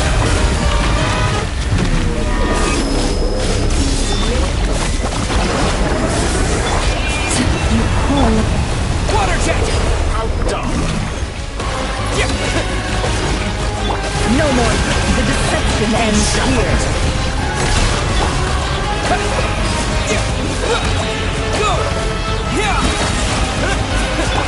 Can't hide the truth. Like an ant in my palm. I've been moved inside another space, and it's sealed off.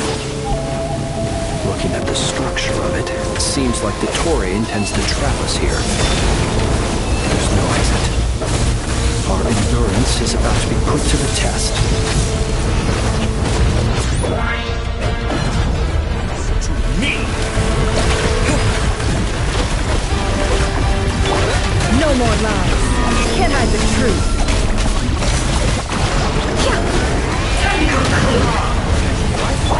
Did you honestly think that would hit me? Water jet! Yes!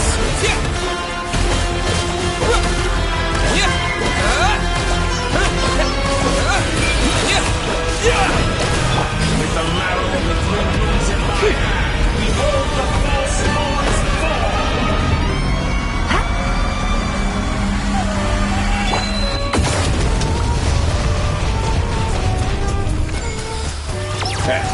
Water jet! Such a simple attack. You're already struggling.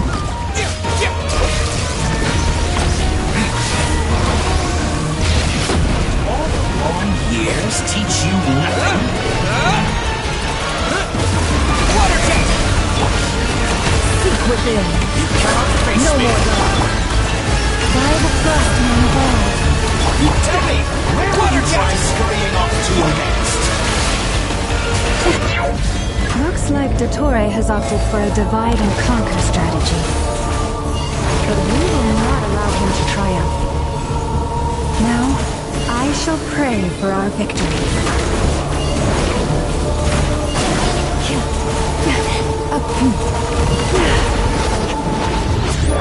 Entropy bends to me. Water jet! Can't hide the truth. It all falls into place. Excellent. You barely managed to touch my level. Absurd.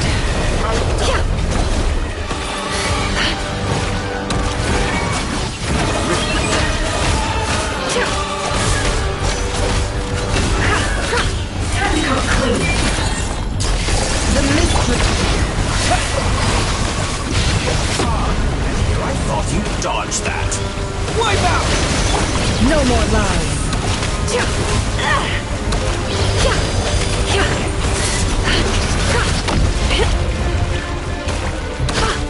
Did you honestly think that would hit me?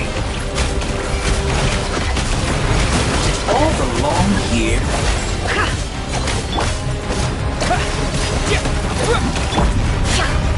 No more lies. Be annihilated, that which cannot stand against me. What's this supposed to be? A knockoff version of the space colony that trapped him? There really is no way out. We'll see about that, Dottore.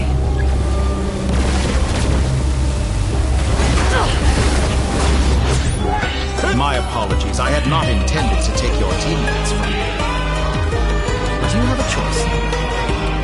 Obey and I can release them. An excellent. Won't you consider it?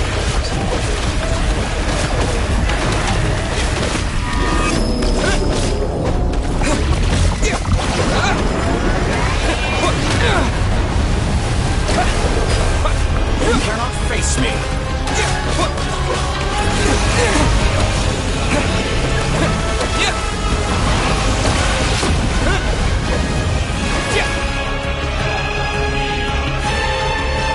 I'm aware you've been working on some little tricks to surprise me with. but it appeared... My guess would be that you're trying to bring Columbina back. But then... I always found their friendship to be a curious phenomenon. Two highly incongruent personalities, and yet they share a deep connection. Speaking of Columbina, I once saw her as like a younger sister. We got along quite amicably while she was with the Fatui. But then one day she refused to take part in any further experiments. I truly don't understand what I could have done to upset her so much. It's such a pity. I could have had a sister, a family. But alas, she grew to dislike me. You're not fit to be family to her.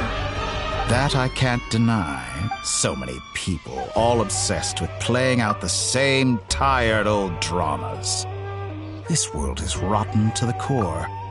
And then there's you. You had every opportunity to reach the right conclusion.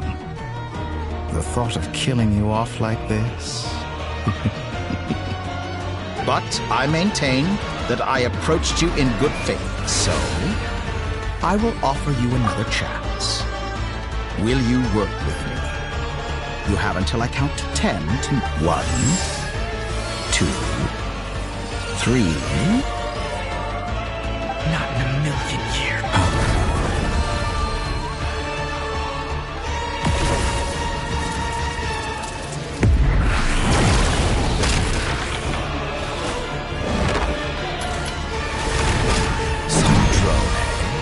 What a pleasant surprise. I didn't think you'd join us all the way up here.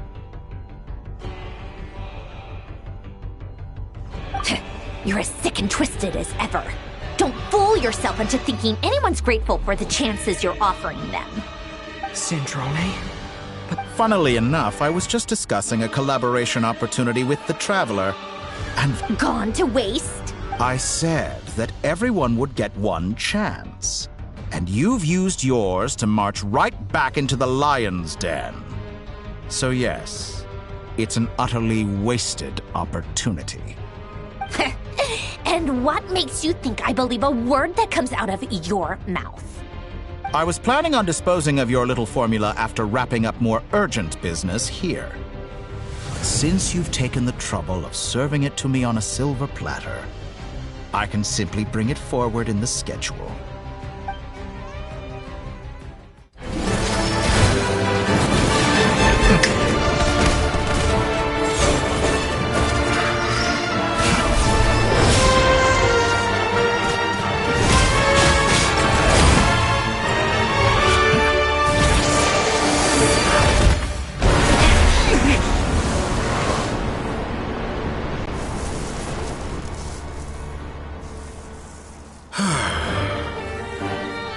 Is this your life's work?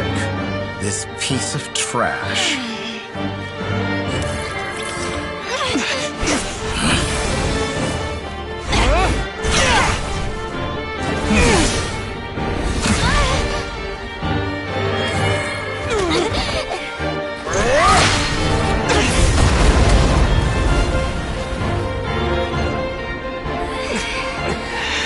Your formula runs too slowly, Sandrone.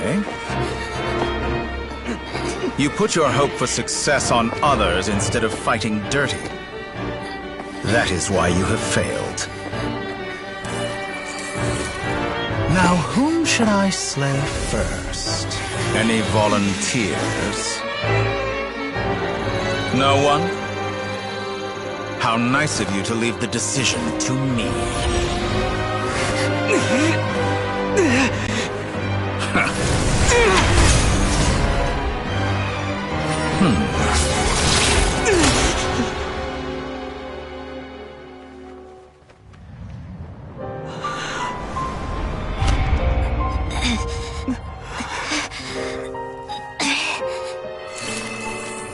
Oh, how unexpected. Sandrone, any last words for me, comrade?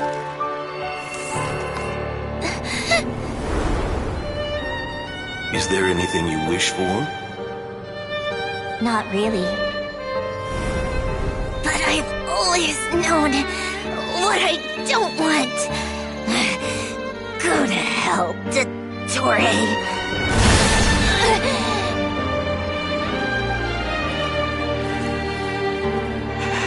No!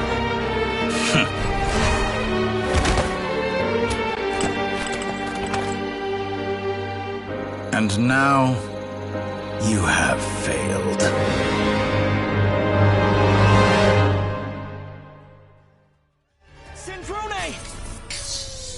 Now you see how fragile mechanical contraptions are.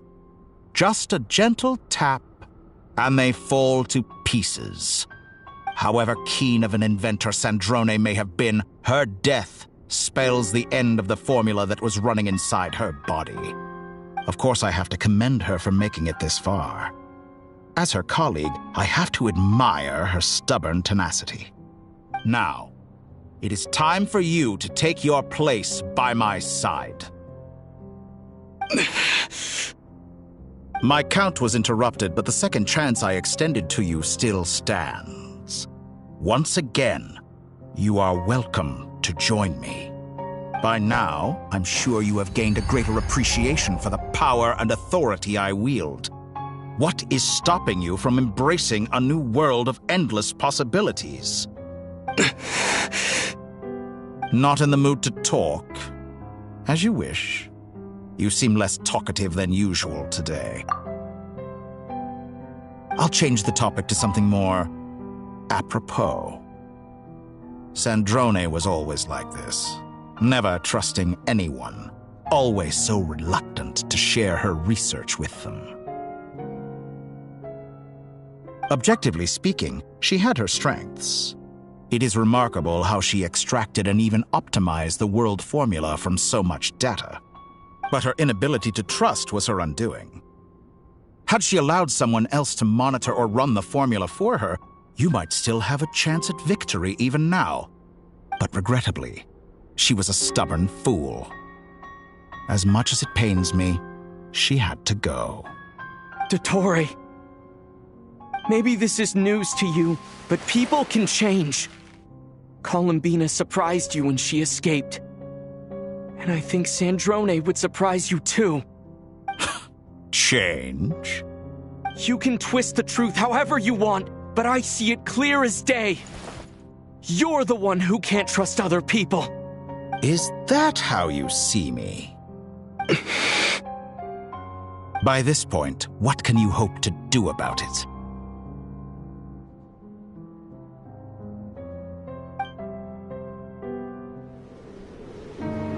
It is pointless to fight on. You've already lost. Wrong. You can't win this, Dottore.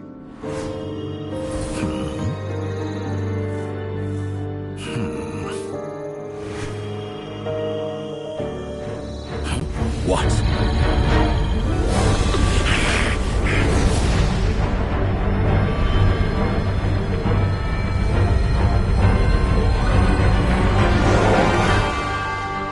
My formula can get us 90% of the way. It will connect you to Columbina. Then, I will bring the formula's output to the Traveler's side. For the last 10%, do whatever it takes. Just bring the moon down.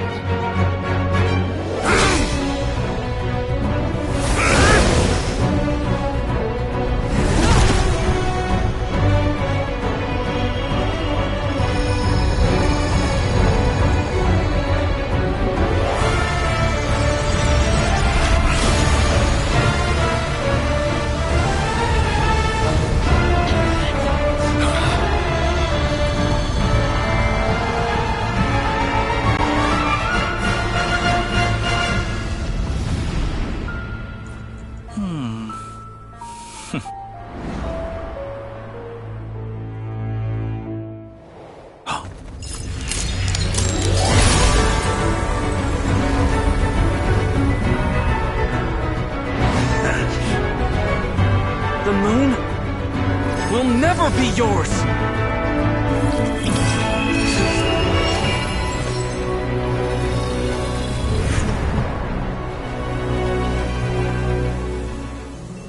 I turn my body into moonlight and pour it over Nodcry.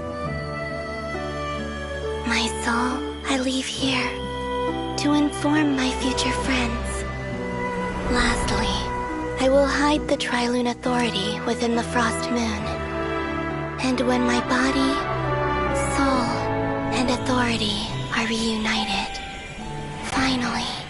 Columbina!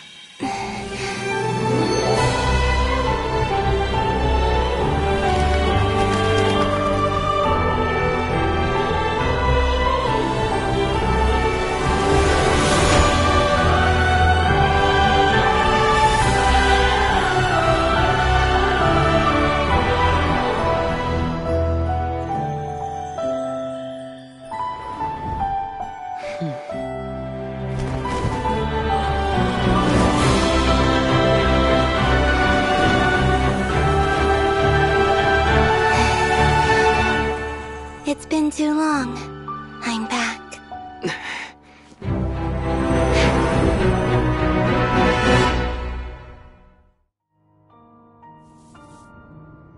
Stay focused on the battle, Traveler. What a touching reunion. Though I personally find myself repulsed by the sight of weaklings huddled together for war. Now, you're quite finished patting yourselves on the back. Show me how long you can struggle before you drown!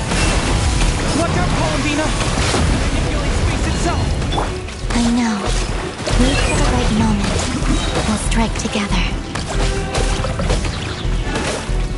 Yeah! Water jet! Moon's remnants fall! Good, keep it up. I'm entering.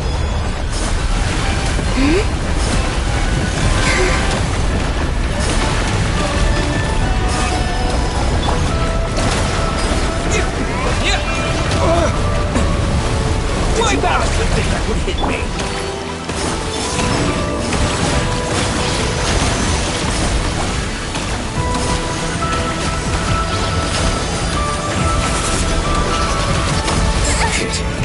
I expected this experiment to last longer.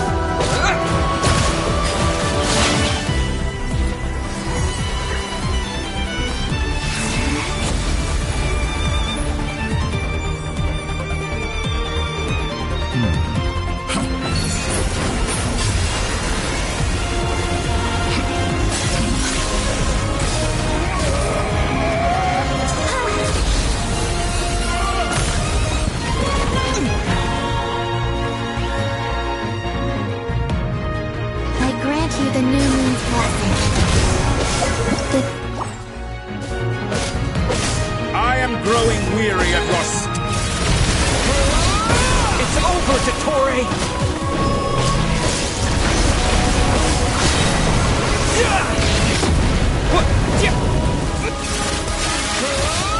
Time to pay for your heinous crimes! No longer must the world cower in the cold night.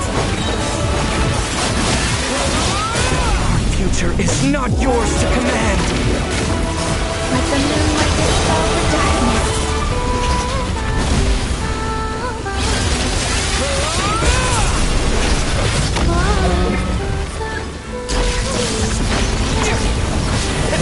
Everlasting.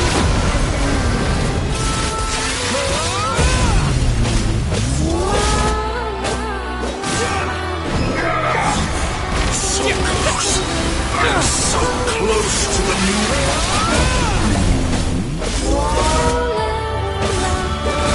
Since you rather wallow in this rotten decay.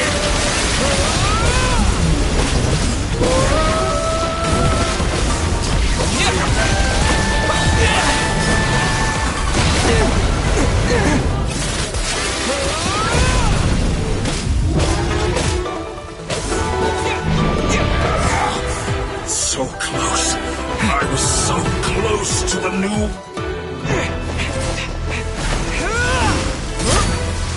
Willfully blind.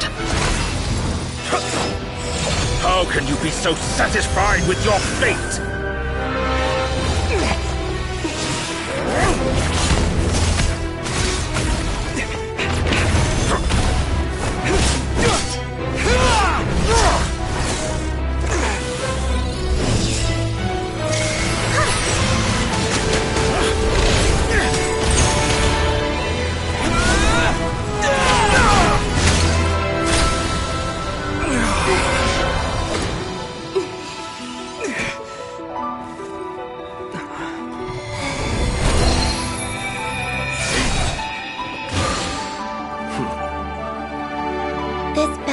never about fate. It's about friends, family, and the home you stole from them. So dull. Only the weak rely on each other for comfort. You shall see. Once I transcend fate, you will be nothing but fodder for my grand experiment! That will never happen.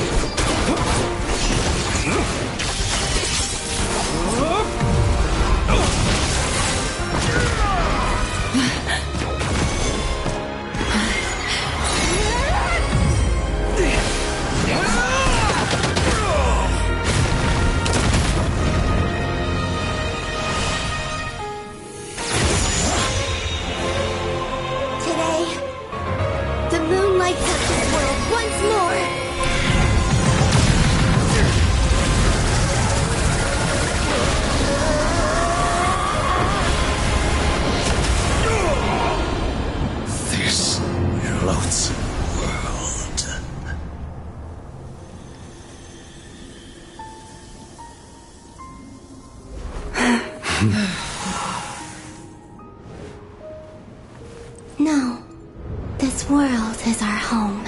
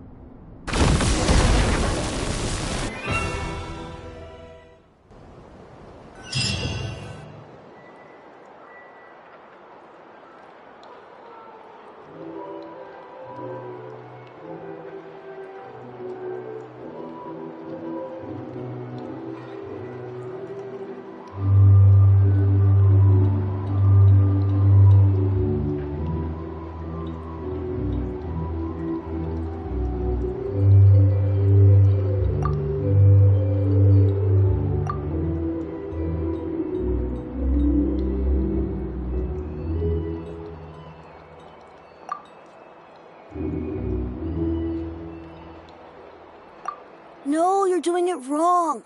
The moon looks like this now. What are you trying, children?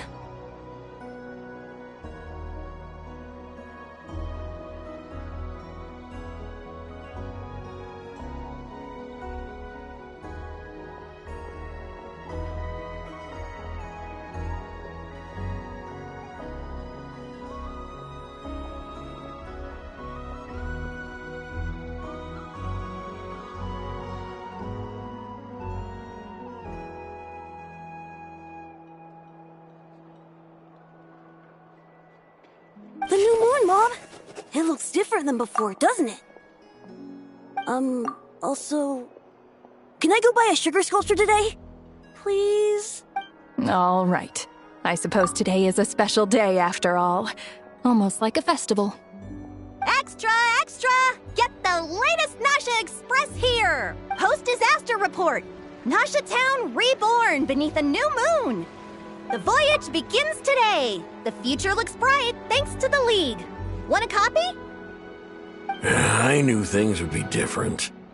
But I didn't think that would include the moon. They say a new moon goddess has been born. A new moon goddess? Who's saying that? The Frost Moon Scions? I guess so. I'm not too clued up on the details. As far as I'm concerned, the moon's still in the sky and it's business as usual.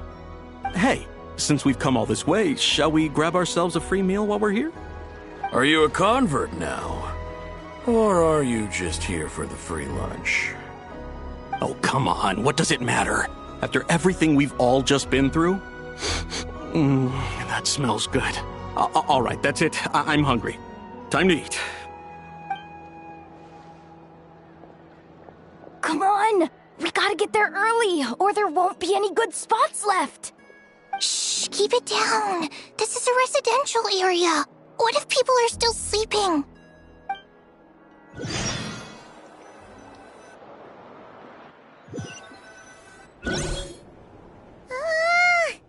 Why is it so noisy outside? It's okay. Paimon was pretty much awake anyway. It's been so long since we last had a chance to relax, huh? Feels like time is moving slower than usual. What about you? Did you rest well? Still winding down from everything that's happened?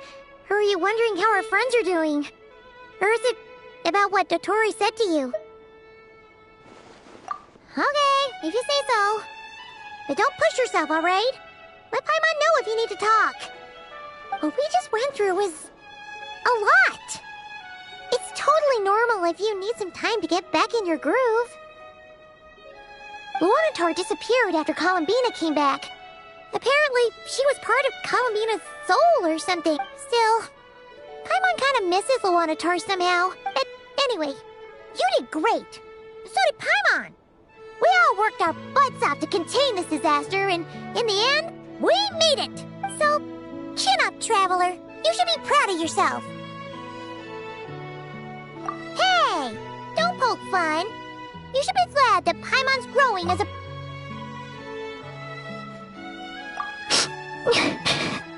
Paimon didn't think you'd mention it. You have no idea how anxious Paimon was. She was worried sick about you. Well, if you really want to show Paimon you're sorry, you're gonna need to make it up to her. You better be ready to splash out on a lavish meal.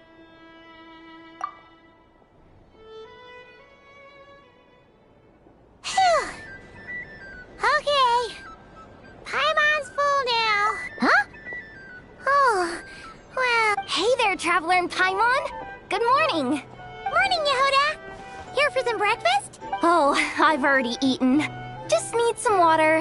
I was mostly worried you might forget what day it was today. So, I came over to remind you. Careful there, Paimon. Too much food will make you drowsy. Don't let anyone catch you hiding at the back and nodding off during the League meeting. You should probably be saying that to Aino. She's the baby of the group, if anyone. True. You know, I'm surprised that all these competing groups are actually coming together to try to solve things together. Definitely a first for Nodcry. Well, nothing like a region-wide calamity to bring people together. After that, surely even the most self-interested people have to realize that going it alone isn't worth the risk, right? Try telling Boss Neff that. She's not exactly convinced that people are gonna get with the program. Really? But if she's so pessimistic about it, why'd she agree to be the Curatorium's representative in the League? Probably 'cause even though Unity sounds like a pretty far-fetched idea, the benefits it would bring make it worth a shot. I think things will work out, though. I swear, Nodcry feels like one big family now with everything that's happened. More than it used to, anyway. Paimon's with you on that one. And it seems like plenty of other people agree, too. Just listen to the bustling streets. All right.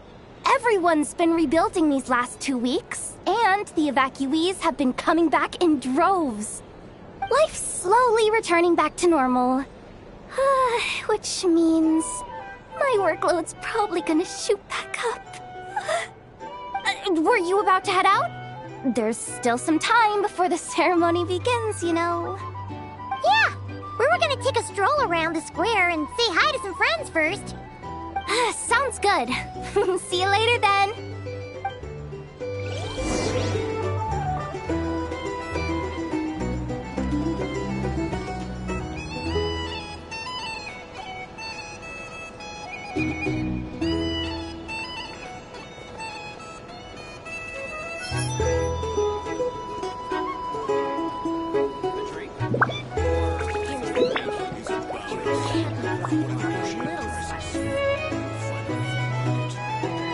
Our drink recommendations?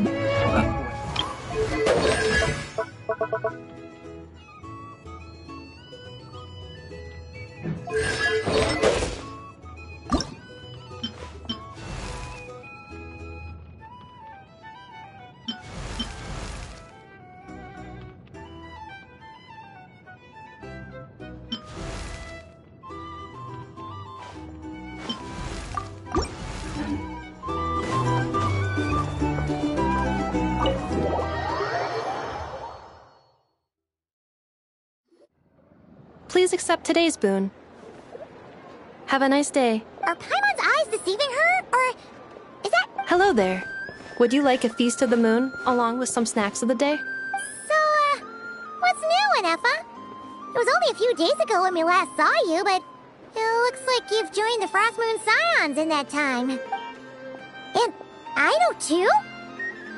What are you talking about, Paimon? We're just here to help. Duh. In the wake of the disaster, it's all hands on deck. We responded to Lama's request for support. At times like these, the smallest good deed can inspire others and help them through the hard days ahead. And we're using eggs and heating tubes to make that a reality. In true Krumkake Craft Shop style! Enough! Did you hear that? The Traveler said I did good. Enough! That's because it's true, I know. Proposal.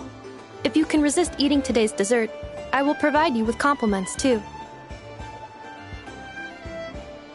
No way! Well, that proposal got shot down quickly. I need something to get me through the hard times too, you know. Mom! Yes, dear. Go right ahead. Excuse me. Could I take a photo with the robot lady? She helped us get safely out of Notcry, and she helped us get back home too. She's the best. Of course she is. And since I'm the whiz kid who built her, that makes me even better than best, right? But you stole my snacks, though. Oops. Shall we move to the open space near the center? The view there is better. Thank you! Aren't you the better pick for this job, Flint's? You underestimate yourself yet again, Master Ilua. Not at all. I rarely come by Nasha Town. I don't know any of the big shots here. All in good time. Socializing is a step-by-step journey. But you're much further ahead on that road, aren't you? You're not seeing the full picture. You know the truth now. My friends do not understand my habits. There is no question about it. The Lightkeepers need a representative in the League. Someone who is upright, cares about other people, and can realize their self-worth through group action. You say it like you wouldn't make the cut. I am most flattered that you think I would. Sigh a little less, Master Ilua, and have more faith in yourself. All the Lightkeepers agree that you're a very promising young man. That is precisely why Starshina Nikita felt safe delegating such important work to you. I'm sure we all also agree that we would sooner die of dehydration than manage to wrangle anything out of you in a discussion. My apologies. I am not in the habit of bringing water with me when I go out. Whatever. I'll take the job. By the way, who else is part of this? Oh, it's quite the who's who of Notcry. There's the Moon Chanter of the Frost Moon Scions, the boss of the Curatorium of Secrets, a representative of the Voynich Guild, and even someone from the adorable Krumkake Craft Shop. I'm sure you will find speaking with them to be a genuine pleasure. If you say so. I've never done this work before, so I'm honestly a little scared of making mistakes. But I'll do it. Not only is it our duty as Lightkeepers, but because I want to make Notcry a more welcoming place. An admirable attitude to take. The beacons are lit, Ilua. We're but one step away from breaking through the blizzard. We have the chance to band together and build our shared homeland into an Elysium. This is unprecedented for Notcry. An opportunity not to be missed.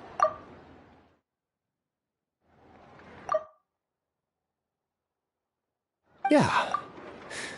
You're right. I'll do my best. Quite a few familiar faces have arrived. Let's go, shall we?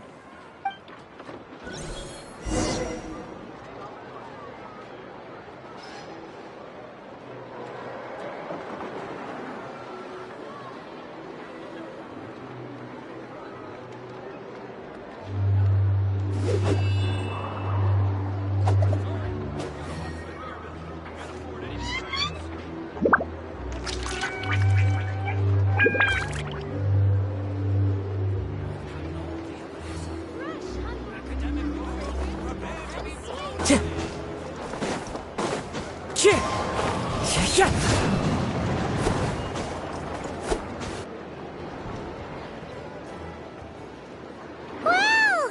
Everyone's here! You seem well rested. I know no one's asked, but I'm sure you all want to know, so let me just say, we're doing great. Thanks. Well, great, but not perfect. I'm starting to lose my mind from boredom. Can't drink a drop of alcohol while I'm waiting for my wounds to... I can make a little extra by selling your wool. I'm sure you had a sneaky swig or two. Wait, how'd you find out? I'm sure you must be missing Mondstadt after all these years away, Grandmaster. Yeah, you could say that again. Every time I get news from Mondstadt, it makes me want to go back and see the place for myself. Honestly, once things are wrapped up here, I think it'll be time to head back home. Hey, looks like someone's taking the stage. Can everyone see okay? Anyone need a boost? I'll just listen from the back. It's fine. You're taking this pretty seriously, huh, Durin? Well, it's not every day that I get the chance to see how people speak in official settings. Soak it up like a sponge. I'll make sure you get a chance to practice for yourself later down the line. Actually, I know just the thing. You can debrief the Knights of Favonius for me. Mr. Varka, are you forgetting that I'm not a Knight of Favonius? I can knight you. Any particular title you'd like? Is he joking? I really can't tell. You'll have to figure this one out for yourself. It'll be a good learning experience. It is my honor to host the opening ceremony for the League, and to have this opportunity to speak to you all in my capacity as Voynich Guild representative. Could this person also have been pushed onto the big stage by the real big shots? Guess I'm not the only one then. We come here today, having weathered the trials and hardships of yesterday, and having learned from them the importance of unity and cooperation. All right, here we go. Uh-oh, looks like Aino's off in Dreamland already. Wait, Boss is looking kinda... What's up with her? Come on, get this speech over with already. Nodcry is our home, the land we rely on for survival. And as we chart a course for the future, may we persevere through the storms ahead as we sail towards a new era of prosperity, freedom, and hope.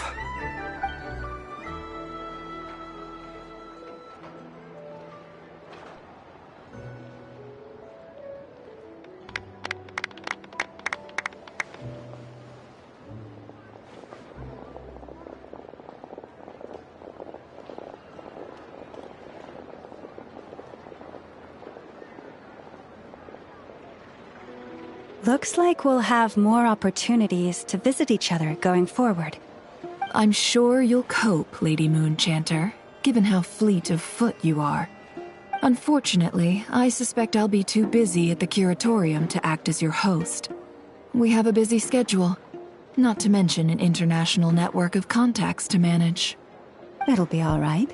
I'll just check your schedule with Yehoda well in advance. And if she's not available, I can simply ask Ashru. You... So giving my employees extra workload isn't enough for you? You're really going to drag my cat into this too? I thought you'd approve. Aren't you forever increasing your employees' workloads? That's a bold statement. Are all the Frost Moon Scions feeling more audacious now that your moon goddess has returned? Columbina's return has brought joy to all who care about her. That includes both you and me. As for the Frost Moon Scions, we are learning how to thrive independently, without relying on the moon goddess. It is up to us to make our home a more livable place. Joining the League is one of the steps we are trying towards that end. I like the word try. It's nice and non-committal. You can opt out at any time and still say you tried. You don't see a bright future for the Frost Moon Scions? Naya, I can make a little extra by selling your wool. Natlan's specialties are the best in the world. It almost goes without saying. This land holds nothing but promise for adventurers from all walks of life. I'm just not as optimistic as you. The Frost Moon Scions should count themselves lucky that they have a leader as stubborn and enterprising as you. But Nodcry's a big place, with all kinds of people. Most of them don't enjoy answering to a leader, or even listening to reason. Well, that's where you and your methods come in. Unless the Curatorium of Secrets is only here for appearances. For now, yes. And that won't change until this venture becomes worth my while. What would make it worth your while? Getting out more than I put in. Right now, I'd barely break even, but I'll grant that it's a good start for Nodcry. Then maybe it's worth a try. All right, you can stop now. Or do I have to join the Frost Moon Scions before you'll get off my back? You'd be very welcome to join us. Hey, you two! Congrats on all your hard work! What are you chatting about? Nefer was trying to dissuade me from adding to her employees' workload. Also, she's considering joining the Frost Moon Scions. Sorry, what? This land holds nothing but promise for adventurers from all walks of life. Your conversations are always the most interesting. Would you two care to join me for some tea before heading to your next destination?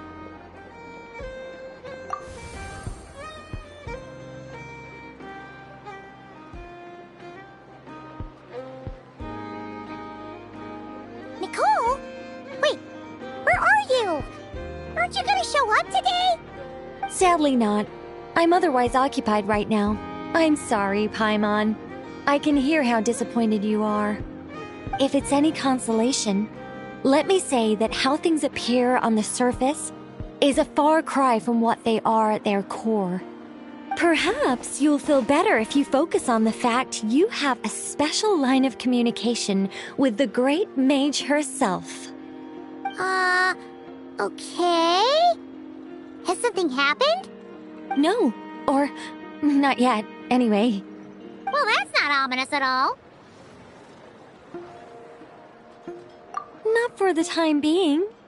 Just think of this as a general check-in to make sure this communication system is still running smoothly.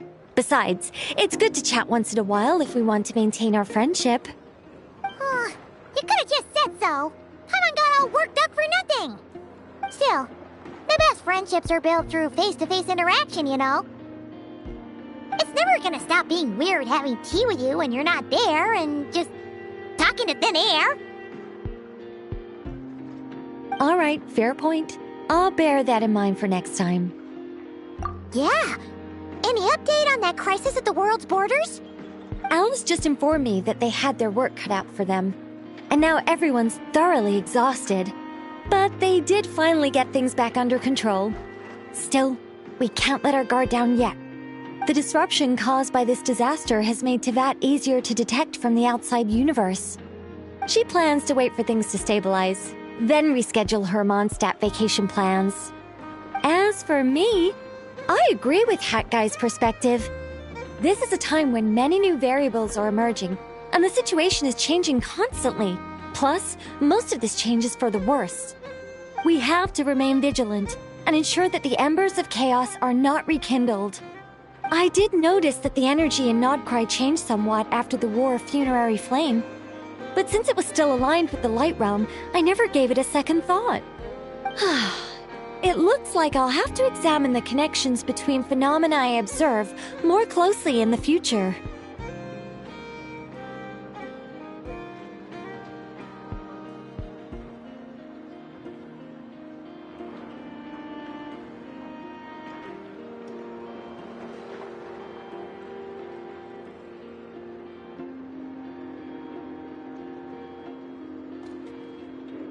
Just doing my duty. It's more or less second nature by now. Of course. To give you the full picture, I'd have to start with the substance from which angels were formed. Never mind. Paimon's right. Showing off my knowledge would be much more satisfying in person. By the way, you did receive the gifts from the Hexen Circle, yes? I'm not trying to claim credit or anything, but my pride demands that I at least mention it. They're quite similar to the protective talisman that Alice gave Dory, but with some very special enhancements. Oh! So that's what kept our friends safe when Dory trapped them! Indeed. We went to great lengths to make sure they were invisible to his eyes. The soul like piping hot food. Try hot dogs, fresh out of the oven. Come and try them.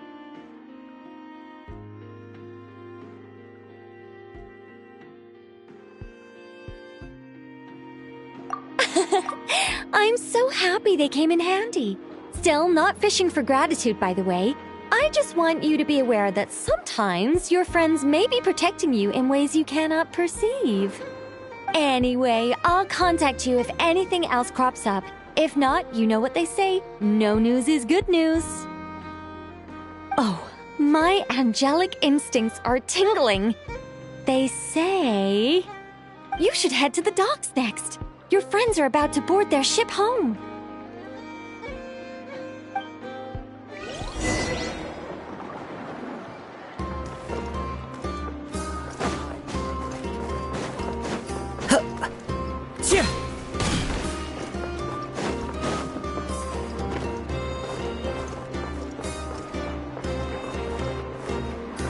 One with nature.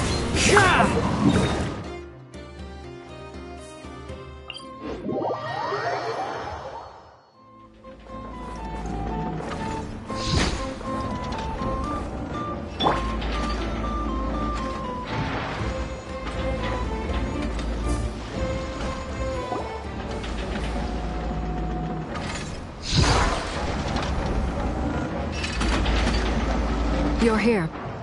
You're here too, Hat Guy! No. I'm bound for Sumeru, and she for Fontaine. We just happened to cross paths at the harbor. Everything seems fine. Sandrone may have an abominable temper, but she's always been very responsible with important calculations, and things entrusted to her by valued friends. You always speak as if you know us inside out, Mr. Hat Guy. Maybe I'm just a good judge of character. I certainly hope that's all there is to it. Regardless, you have been a significant help in this matter. For that, you have my gratitude. I didn't do anything special. Sandrone's the one who completed a seemingly impossible formula and turned the tide of the entire battle, even giving her life in the process. She's the one we should be thanking. Even we were unaware that Sandrone had hidden the real formula inside Polonia's body. She managed to fool Dottore into thinking the formula was running in her system by installing an identical-looking decoy within her. She probably realized that she didn't have the strength to stop Dottore. But this way, she could at least get him to lower his guard. Huh. She always worked like that. Always had a backup plan. Well, that's why I'm traveling to Fontaine.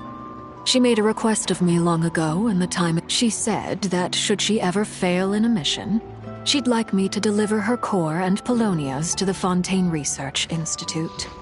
She also mentioned that she had made arrangements for people there to set her affairs in order. Some of her personal effects, such as her notes, were left to me. I've decided to take them back to the House of the Hearth. For safekeeping, primarily, but also as mementos, I suppose. However, there is one book among them that I'd like to leave in your care. I'll have someone deliver it to your residence at the flagship at a later date. No, I was specifically, this is her last wish, and I will abide by it. I can only hope so, but none of us here can know for certain. I bade farewell to Columbina earlier today. As promised, she turned the iridescent moon's marrow over to me. She spent a long time with Sandrone's body, saying her goodbyes. Oh, is she alright? Sandrone's passing has left a great wound in all of our hearts. But Columbina surprised me. She offered me some words of comfort before I departed. Despite being grief-stricken herself, she showed an awareness of the feelings of others around her. She never used to act like this. Clearly, she has grown. And I suspect that we have you to thank for much of the change we are seeing in her.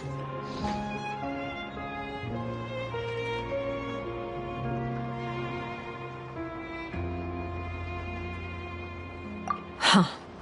After these recent events, the Tsaritsa has revoked the Pale Star Edict. Snezhnaya now realizes that the arrest warrant for Columbina was just a ploy by Dottore, who coveted her powers. I shall return to Nodcry to see her as soon as I find the time. I hope that from now on, she too will explore more of the world. Columbina Hyposelenia's journey is only beginning. My ship is here. Traveler, Paimon, we shall meet again. You too, Hat Guy. What are you still bumming around for? Isn't Columbina waiting for you? I thought today was the day you'd agreed with her to go find out the truth about your sibling.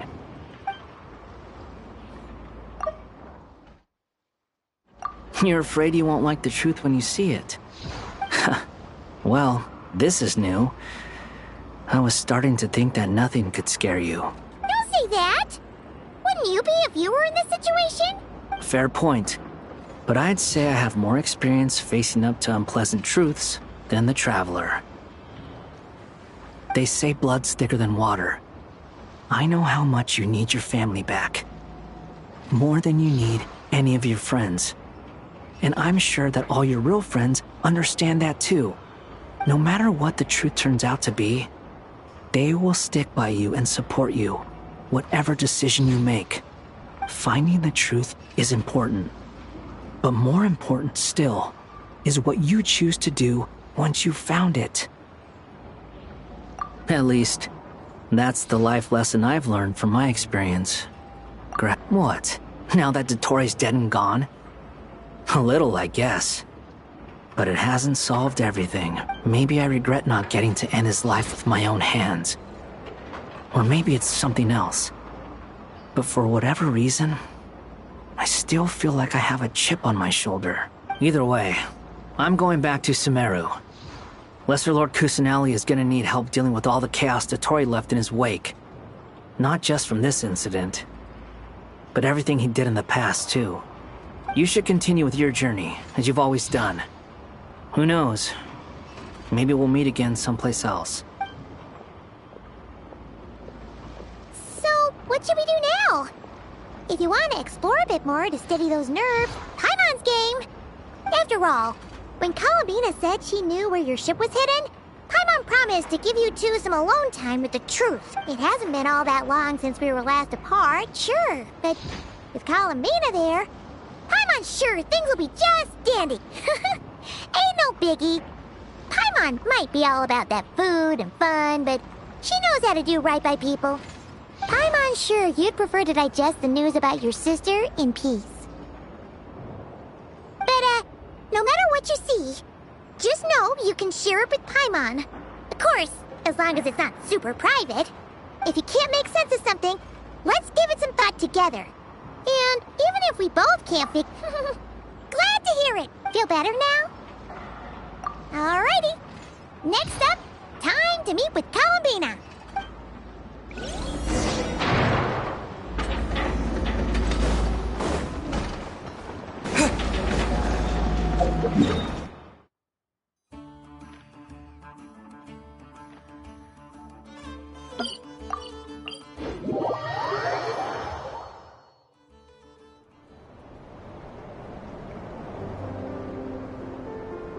Columbina, we're here!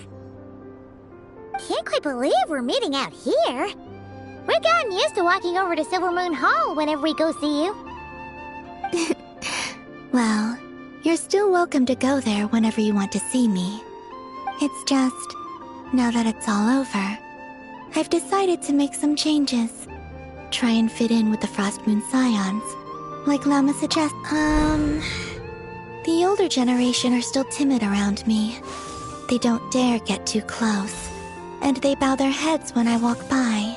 But things are much better with the children. I see more curiosity in their eyes. Hopefully, by the time the next Moon Prayer Night comes around, I can enjoy the festival with them as myself, without having to pretend that I'm only dressed up as the Moon Goddess. You'll do fine, Columbina. Paimon's sure they'll realize you're super nice once they get... You really think so? When we first met, you thought I was a little up in the clouds. We were just starting out then, come on! So Llama told you, huh? I'm only teasing. I know that I have you to thank for pulling me back down to solid ground.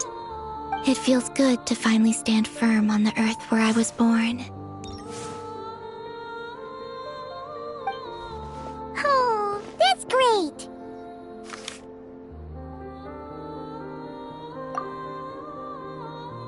Thank you. I'll make sure not to lose it this time. Well then, are you ready? Lumine, what happened to our spaceship back then? Why did you leave? It's time to learn the truth at last. Ready as I'll ever be. Good. Then let me open the way for you.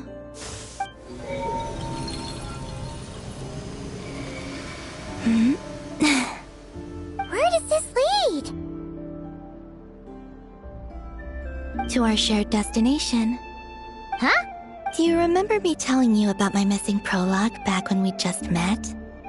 I said that my story began on the moon, but while I was inside the moon's reflection, I realized that my prologue was really hidden in the future. I just had yet to discover it at that point. The story of the time before I was born was in fact the story of my distant future. It's truly fascinating. But when I obtained the Trilunar Authority and returned to our present reality, I sensed something I hadn't expected. Your prologue. So you mean... Yes, your spaceship. All this time, it has been hidden on the Frost Moon, which lay beyond the sky. The great ruler of the firmament. The heavenly principles. Wait, them? Why would they do that? I don't know. Perhaps your ship contains something that is incompatible with Teyvat. Or something that cannot be known. Oh, did I pick a bad time to say this? I know it must have been hard to work up the courage to do this. Maybe I should have waited until you were on the moon, with no chance to back out. That would have been kind of mean, you know. Take me there. Oh? Whatever is hiding in that ship, it belongs to... No one else has the right to decide whether I should or shouldn't know about it. Not even the heavenly principles. Very well. You two take care. Rest assured, Paimon. We will. Traveler, after you. Thinking about the story that we'll find hidden on the moon? Yes. And hoping that it has a happy ending. Stories like that don't exist, you know? You don't believe in happy endings? I don't believe in endings.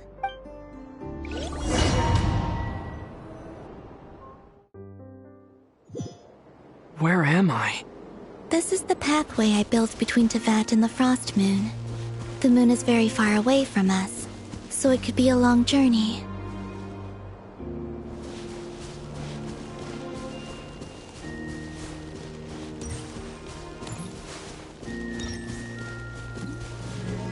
after I obtained the Trilunar Authority, I unwittingly saw past events from many of my friends' lives.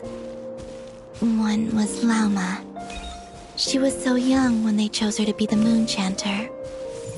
From then on, the Frost Moon Scions looked to her to bring messages from their goddess.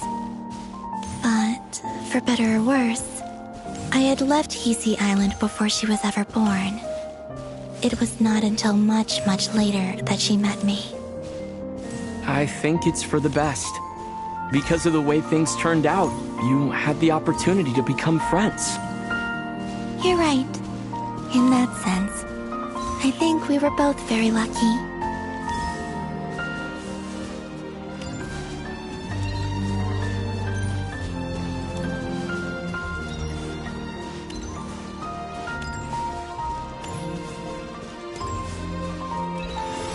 Oh, and about that mage, Nicole.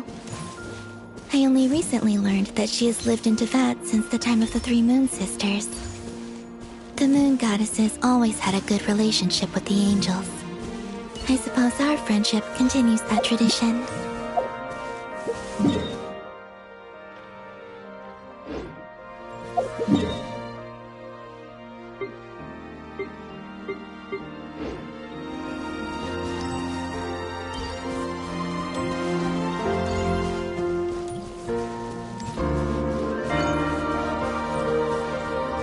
And then, there's Zandrone.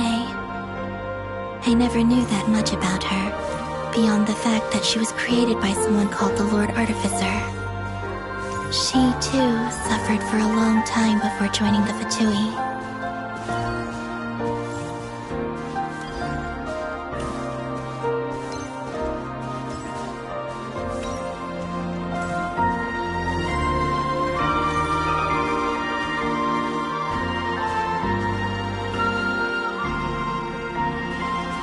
How I wish I could talk to her again, even if only to hear her say nasty things to me.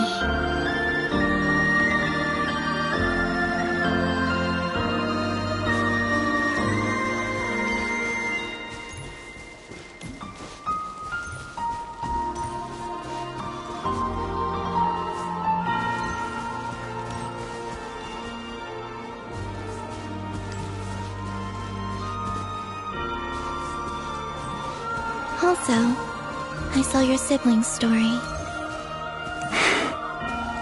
I'm afraid I didn't see much. It seems that she rarely came to the surface, where the moonlight shines. But I did notice that back when you first set out on your journey, she would often appear nearby, gazing at you from afar with a guilty look in her eyes. Lumine. Let us speak no more of the past. I probably shouldn't reveal so much about my friends. It's not my place. Let the moonlight carry us forth. We are very close now.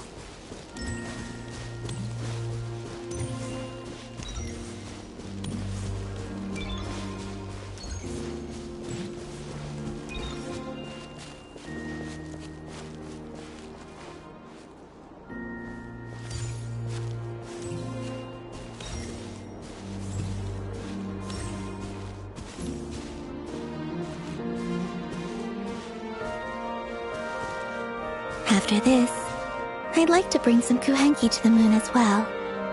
If they're willing, of course. What about your other friends? Will you bring them to visit too? Certainly. But I'll need to tidy the place up first. This home hasn't received any guests in a long, long time.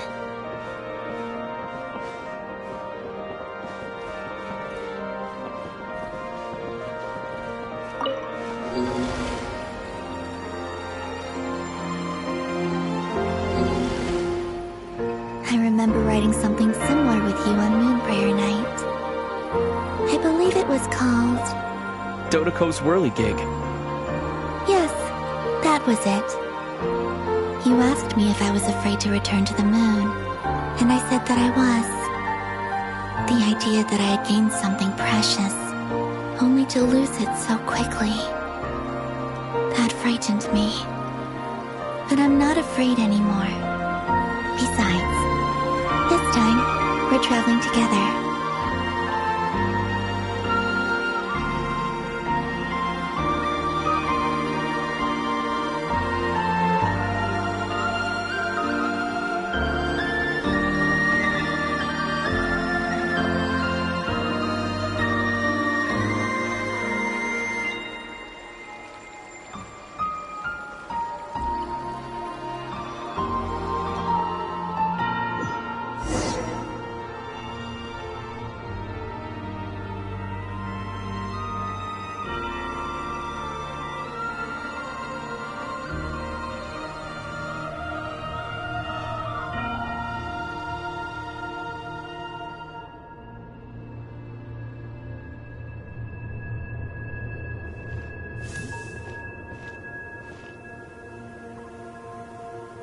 We're here.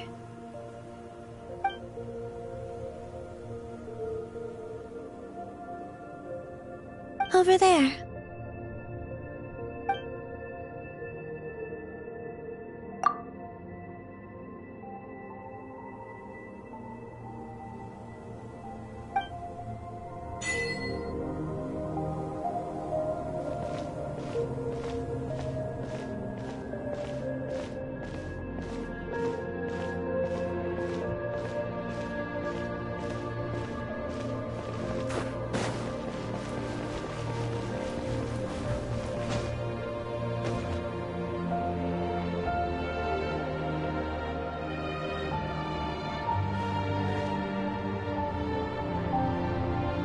Our spaceship. It's huge. I suppose that the moon is the only place one could hide it. It'll be alright. Huh? The way you feel in this moment, I went through it too, on Moon Prayer Night. The door was right in front of me, but I struggled to find the courage to step through. Solitude for me once meant living a life in which even I was absent. Before I met you, that was the only life I knew. But that night, solitude meant throwing away the life I had gained after meeting all of you. Columbina. Go. Retrieve the part of your life that was once lost.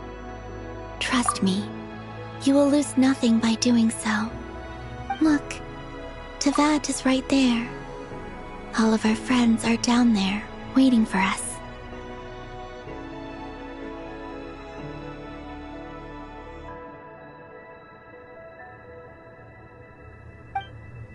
You're right. Thanks, Columbina.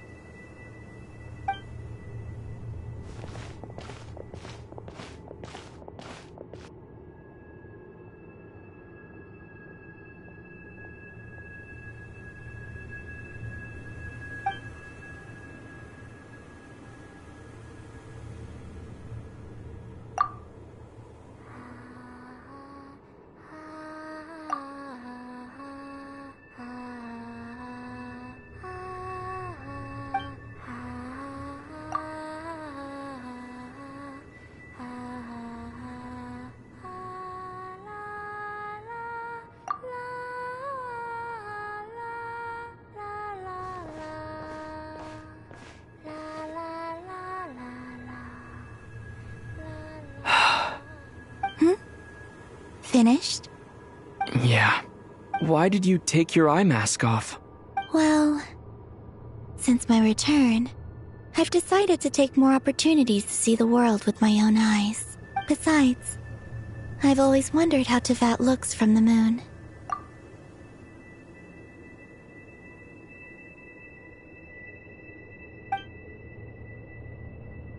And what do you think? It's beautiful. I could spend a whole day here just gazing at it. What about you? What do you think of the truth you found? I haven't looked at another person's expression in a long time, but I think yours is saying it was neither good nor bad. Keep this up, and it won't be long before you give Nefer a run for her money. Oh, I don't think that's going to happen. I'm much more used to sensing what's going on around me with Kuvaki. I think I'll save my eyes for seeing special moments I really want to remember. I read the spaceship's flight logs. I always assumed that this was my first time in Teyvat. I thought that Lumine and I must have been hibernating in space for centuries on end. But the logs show that our spaceship flew over the skies of Teyvat once before. A long, long time ago. Flew over? So you didn't land? No, the ship barely came to a stop before flying on again. After that, it continued traveling through space for a long time. Some of the data is corrupted, but I suspect that it kept flying for thousands of years. It was only after that that the ship made a forced landing in Nodcry. When Lumine found me, she came from outside the ship. Could this mean that she left the ship long before I did? Maybe even during our first pass over Teyvat. Are you alright? Yes, I can feel that the truth is coming together, one small piece at a time.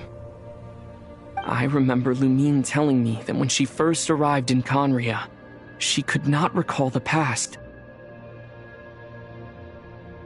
So this might be something that even she doesn't know.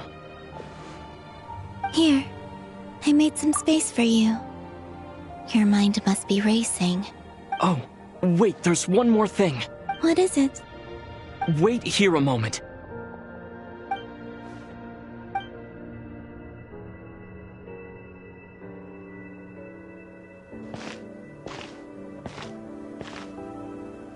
Hey, Columbina.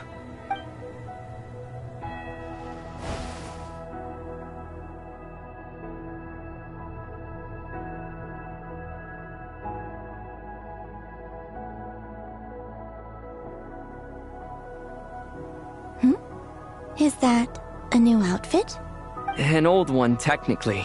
It's been in a cabinet inside the ship this whole time. It's a matching pair with Lumine's.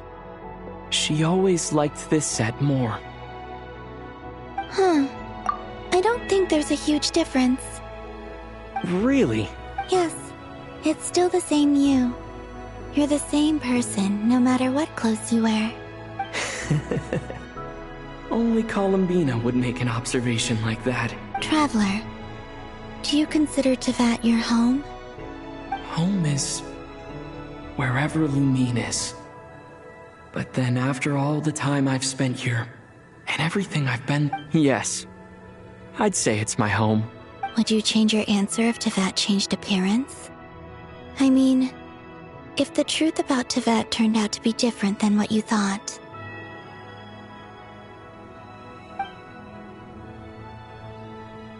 I don't know. But I don't think so. The truth is not what matters most to me about Teyvat. When I was first born, I longed for a home. And when you get something before you're mature enough to understand the world, you just take it at face value. I thought that a home was a transaction. You give me what I want, and I'll do the same for you. But you and your friends taught me what a true home should look like. You never asked for anything, yet you gave so generously to me. That's because your friendship matters to us. It was worth it. In the past, I thought that my birth in Nodcry must have been a mistake. But after journeying to the distant past where the story began, I realized that it was I who chose Nodcry to be my future home. Now, I am glad that I made that choice. I'm sure your friends are just as glad. In fact, I intend to make the same choice today as I did back then. What do you mean? Well, I've given the Eternal Moon's Marrow to Lauma, and the Iridescent Moon's Marrow to Arlecchino, and now I shall return my Kuvaki to Nodcry again, that it may continue to protect my chosen home. Wait! But what about your body? Oh, are you worried that I'll disappear again? I won't. Not this time. The frost moon has now entered the fall sky, and I am the Tri-Lune goddess. I am only returning to not cry the part of me that it needs. I am giving what I can, because my home is worth it. Oh, and I have something for you. For me? Yes. Come closer.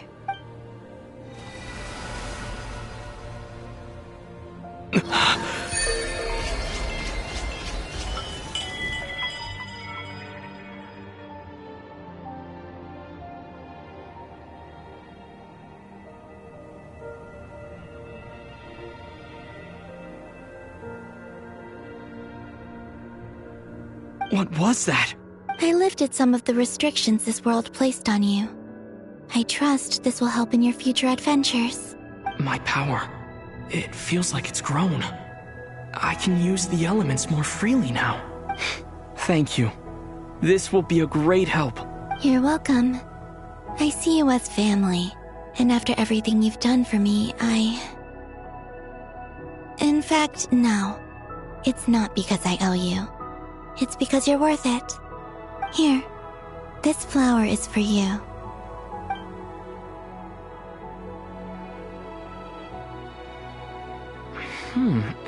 Isn't this a moon prayer blossom? Yes. Don't worry. You will never see these flowers lose their color again. I'm finally discovering the joy of giving. How I wish I'd learned this sooner. Hey, better late than never. What are you thinking about now? Why don't you take a guess?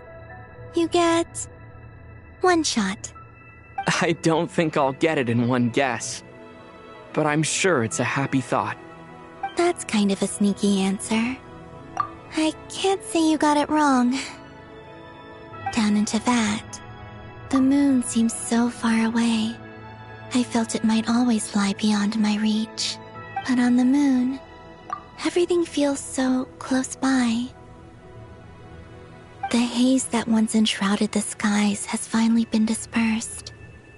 I feel like a traveler on a winter's night, starting a new chapter in my tale by the warmth of a bonfire. I don't have a lot of luggage, but I do have a lot of hope for the future. Well, what's next? Next, to start with, I want to stay here just a little longer. After that, let's return home and continue our journey.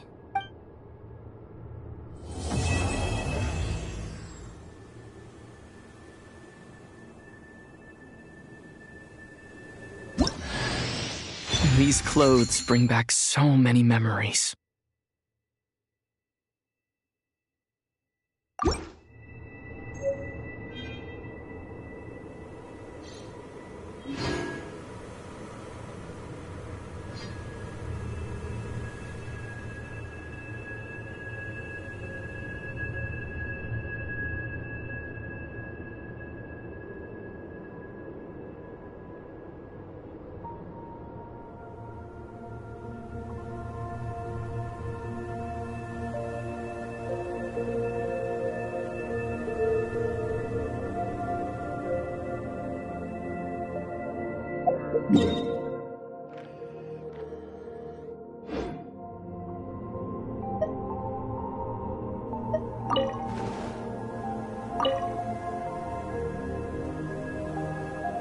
The journey goes on, for you and for me.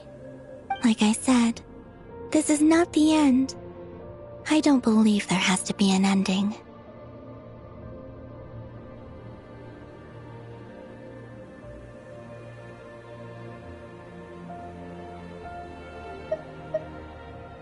Oh, is that your next destination? Most people would probably tell you to pack some warm clothes. But I experience things differently than most people, so I can't know how cold it is. In fact, it is home to quite a wondrous heat source. I think they call it Kreshnik's torch. Every city in Snezhnaya is built around one of those. I sensed the energy it gave off as I was passing by on a railway train. It felt grand and distant. I also recommend the Korolievsky troupe in Snezhnograd. They give performances quite regularly, and entry was free for harbingers. I liked them a lot.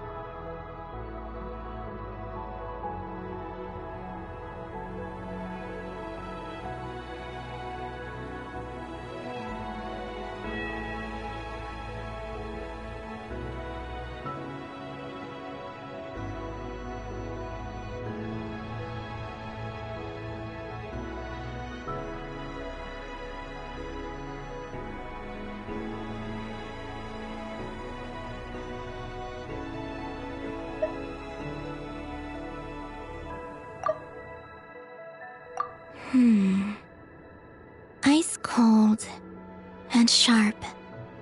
Crystal clear in some ways, yet profoundly unfathomable in others. Like the thick layer of ice on top of a frozen lake.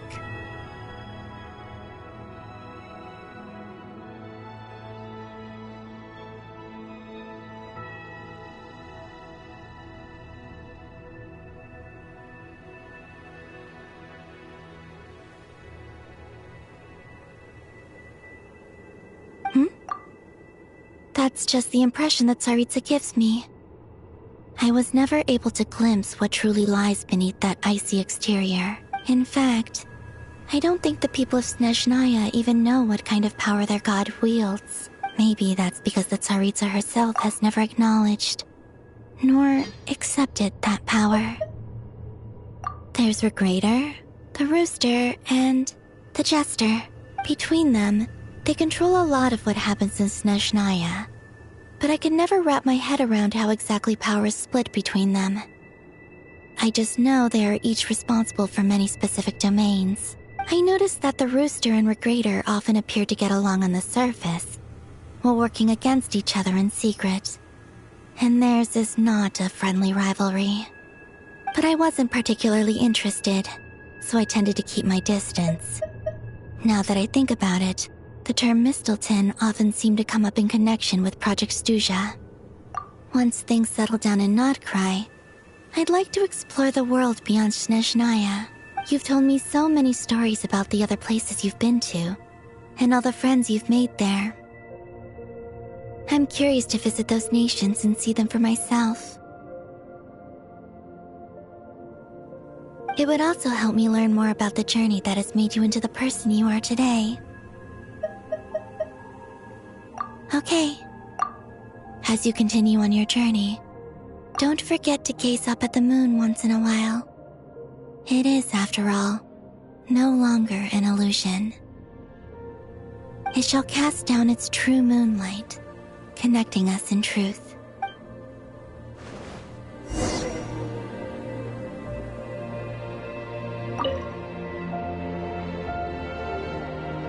The journey goes on, for you and for me. Like I said, this is not the end. I don't believe. Okay, it shall cast down.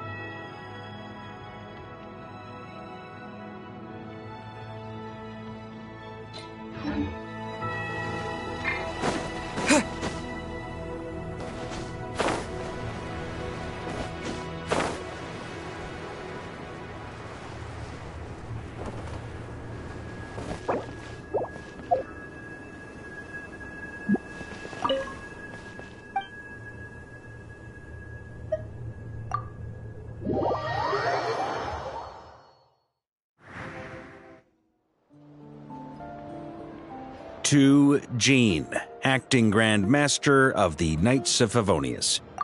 Ugh, this preamble is such a pain to write. It's probably high time we got rid of this acting business.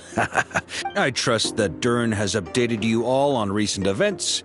Hope we didn't worry you too much. The good news is, we managed to come together and put a stop to the Doctor's evil schemes.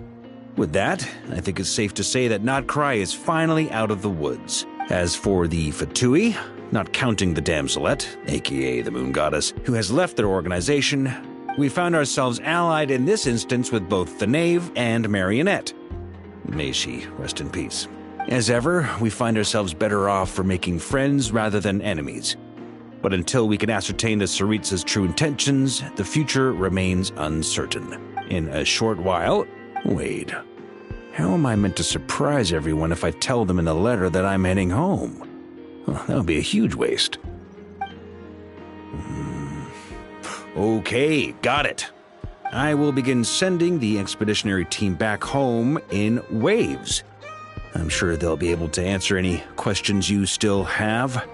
I hope they won't gloss over the details of my many heroic deeds. But if they do, I'm sure it'll be because they're just too exhausted from the long journey. I think of Mondstadt daily. Please give everyone my best regards. P.S. The honorary knight went above and beyond this time. Are there any other honors we can give him? I'll leave it with you. P.P.S. Please be extra nice to Klee for the foreseeable future. I cashed in on the last favor that the Hexen Circle owed us, so we need to earn some more goodwill. If there's any serious problems, feel free to stick me in solitary confinement when I get back. I'll do the time for her. Whew. And that, as they say, is all she wrote. End of an era. And with the moon shining down brighter than ever, I think everyone is going to sleep well tonight.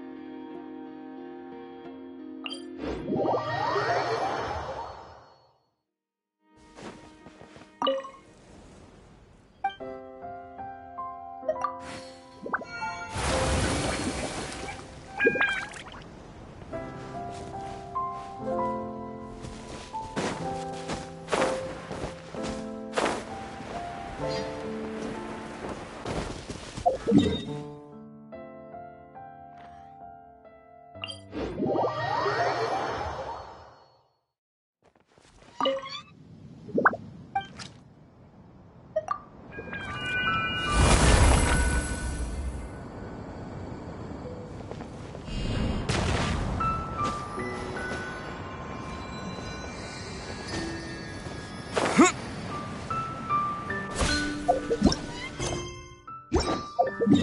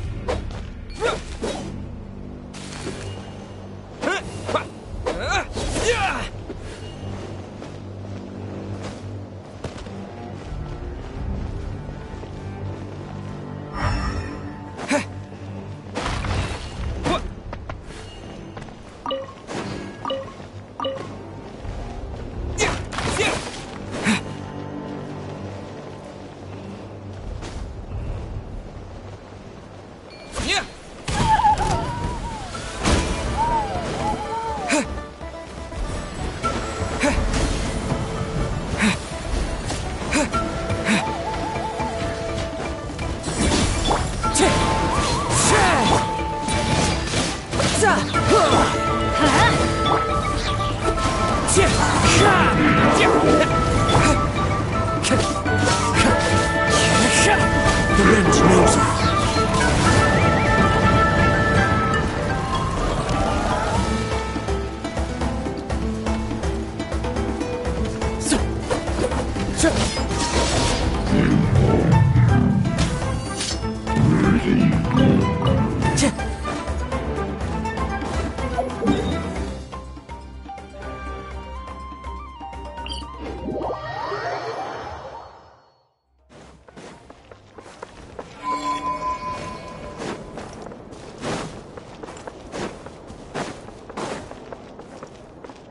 Time to go.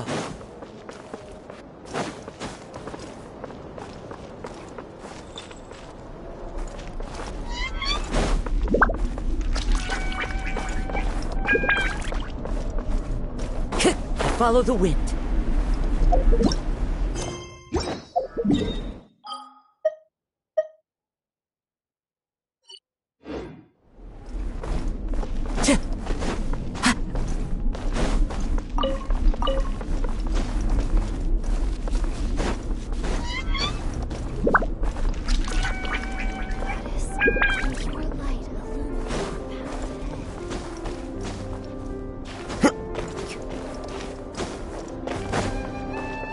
One with nature.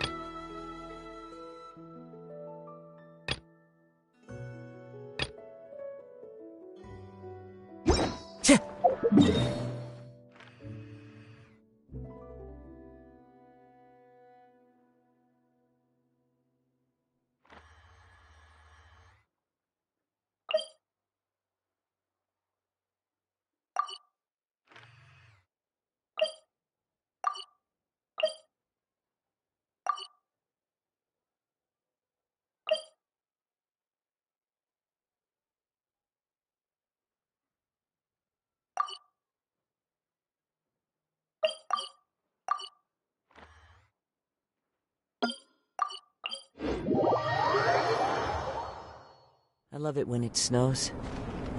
The world falls completely silent, and I can sleep undisturbed.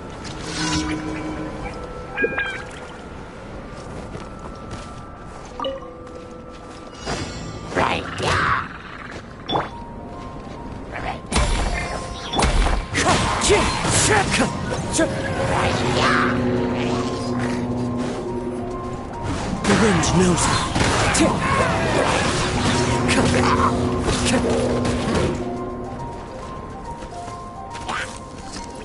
One with nature.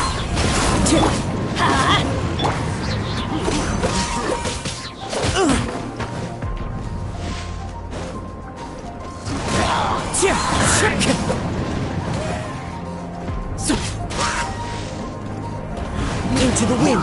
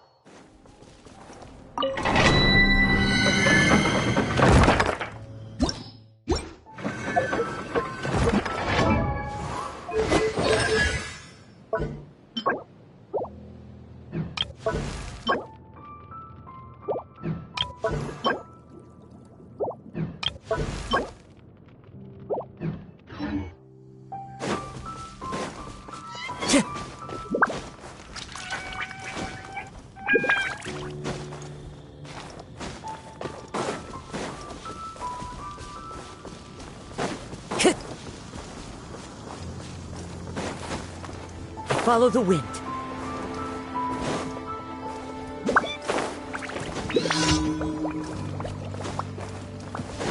Time to go.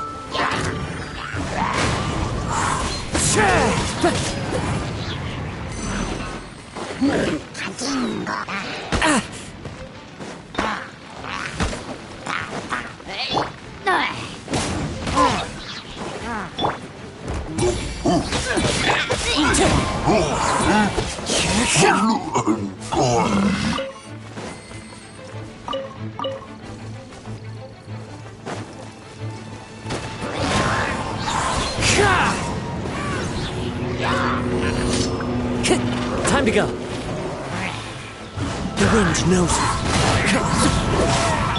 Let's light it up!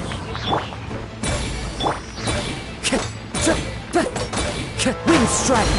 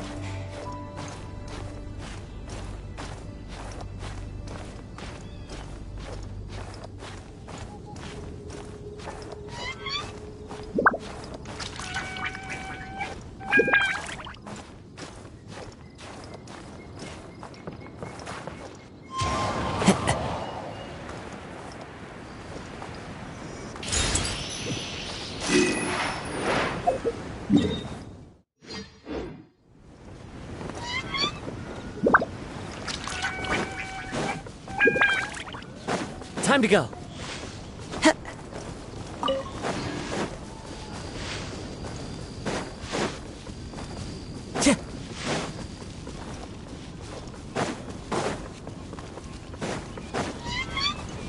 Time to go. Time to go.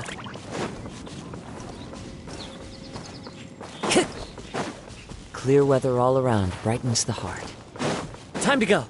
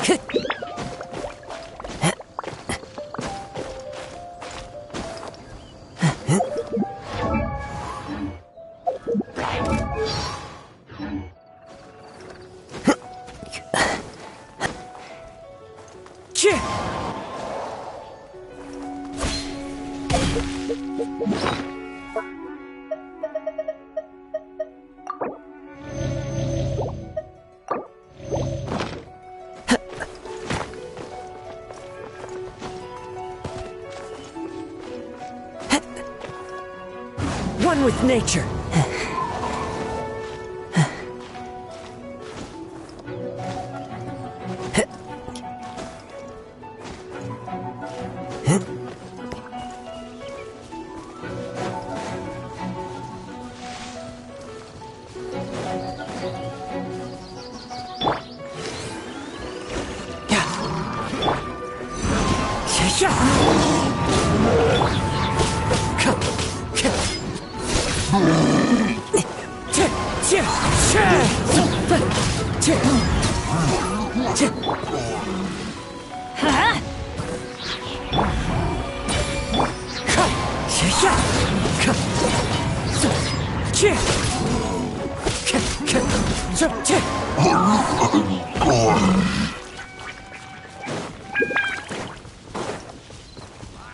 Time to go.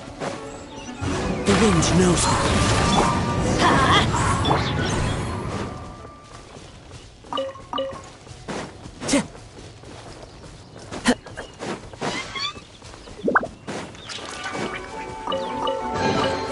A fateful offering.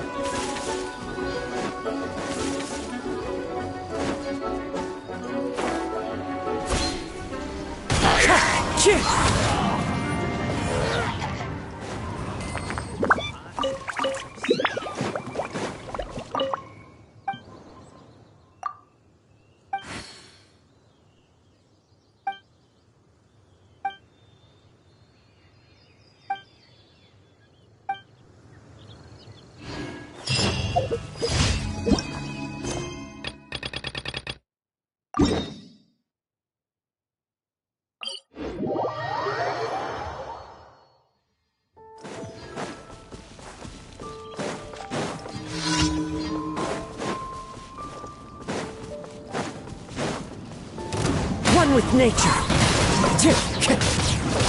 Let's light it up!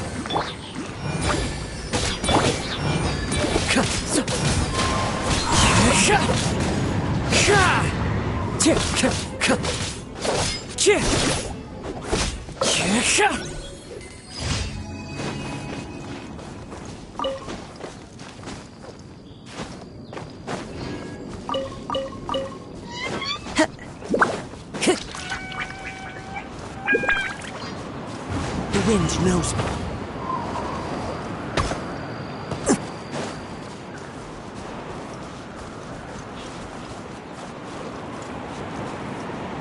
Run with nature. That hurts!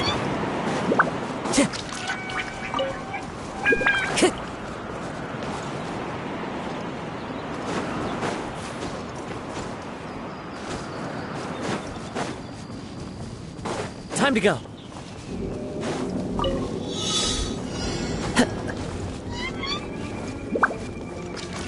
Follow the wind.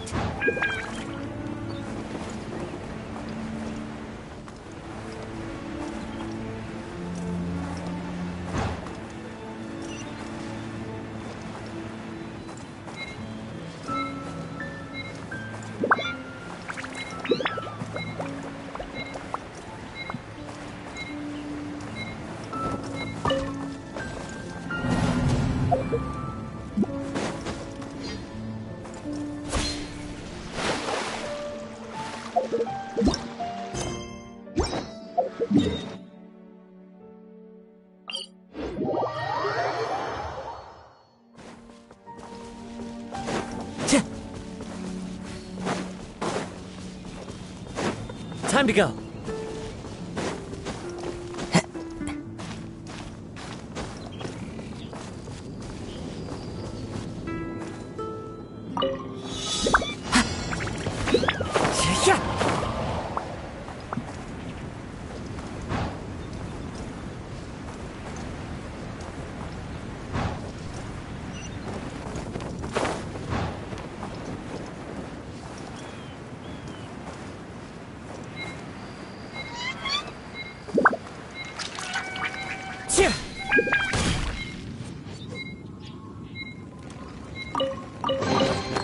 Brings a smile to my face.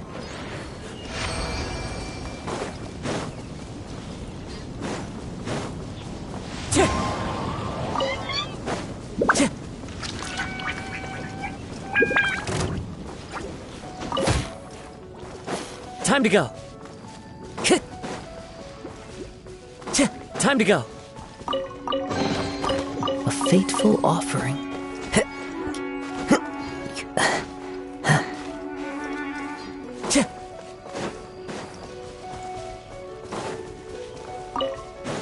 Time to go. Into the wind.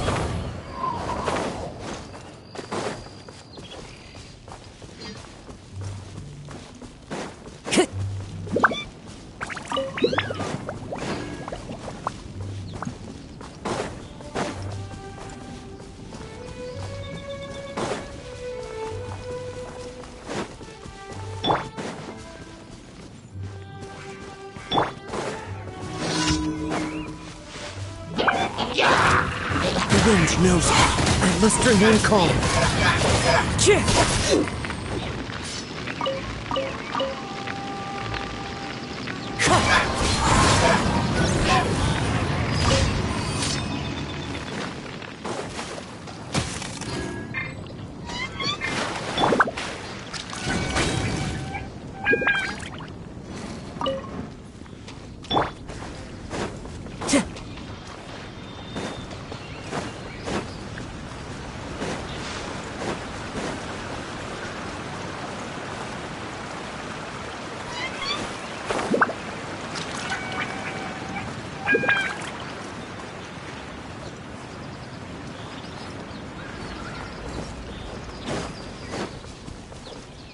Run with nature.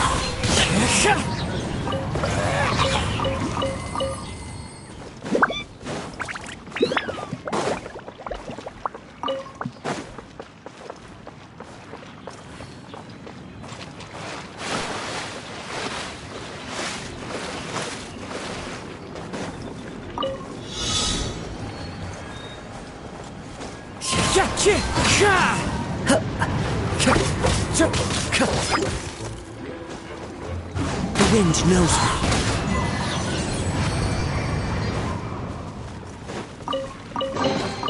A fateful offering.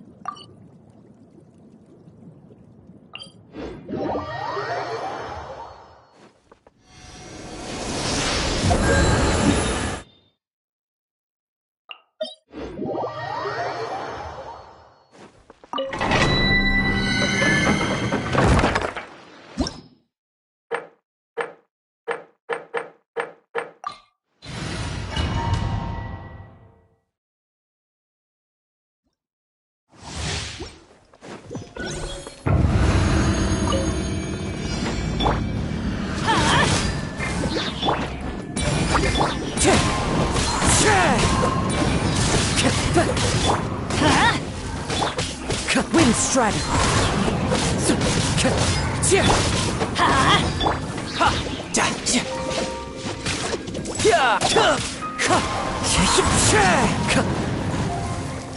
Let's light it up! Wind Strider.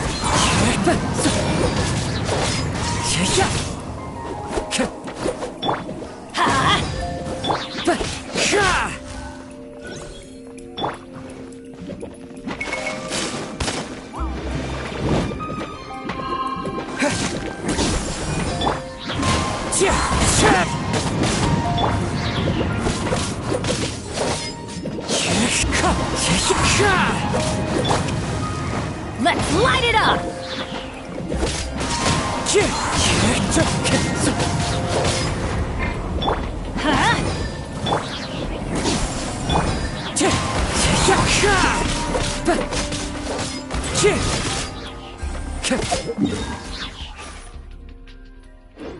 Wind Strider.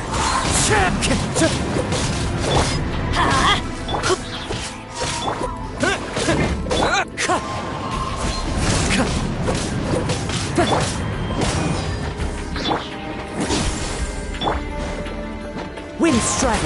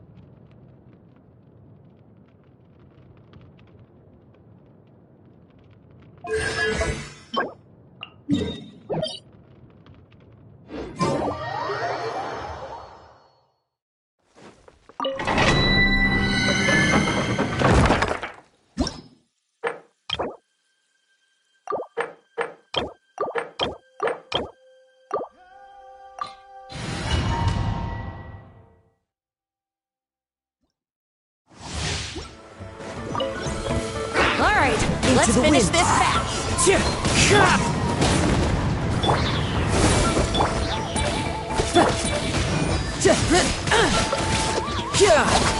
Out of the way or get blown away! Let's light it up! Don't mind if I do!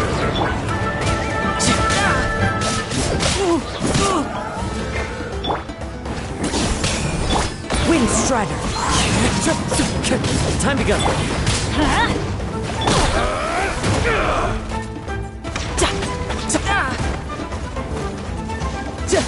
No time to lose. Death looms. The wind knows.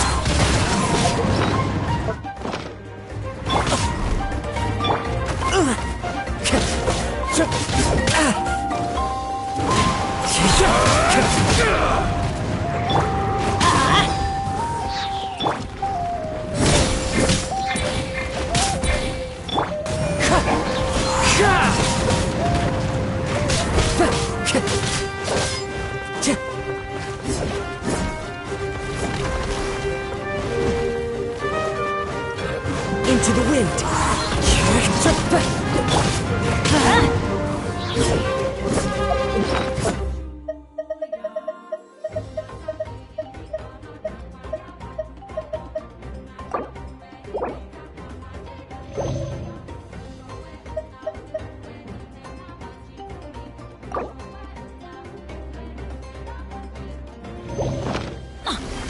Let's light it up!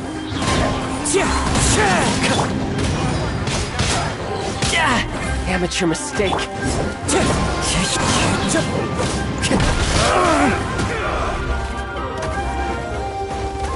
One with nature.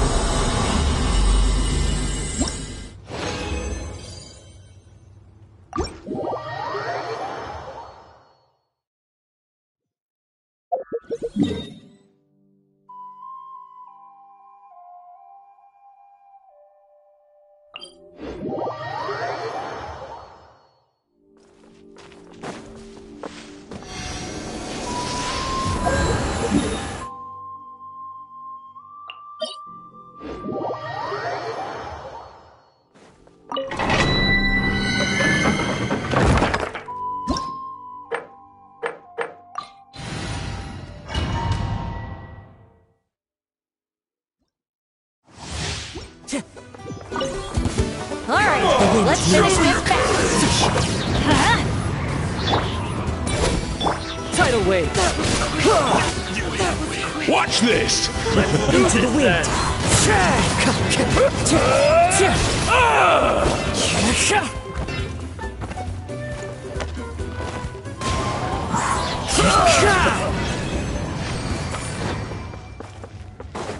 Time to go.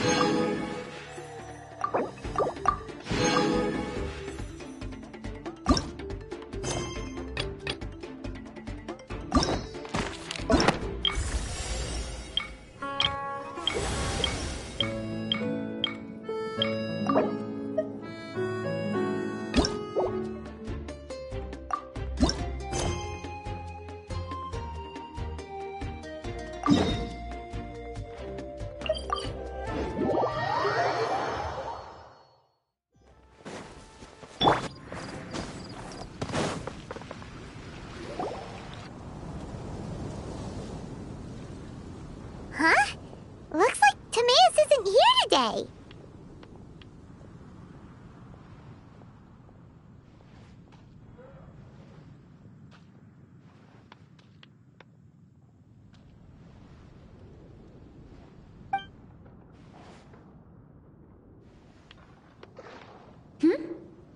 Wait. Oh! Hello, Traveler in Paimon. No! I see. If you need any help... Thanks.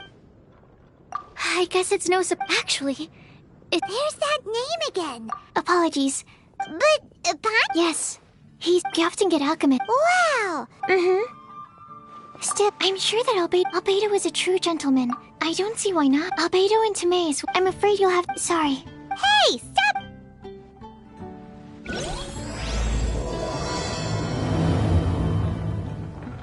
Sucrose is a whole lot less nervous once she gets talking about alchemy and research, huh? Ad Astra. Thank you for complete. Ad Astra.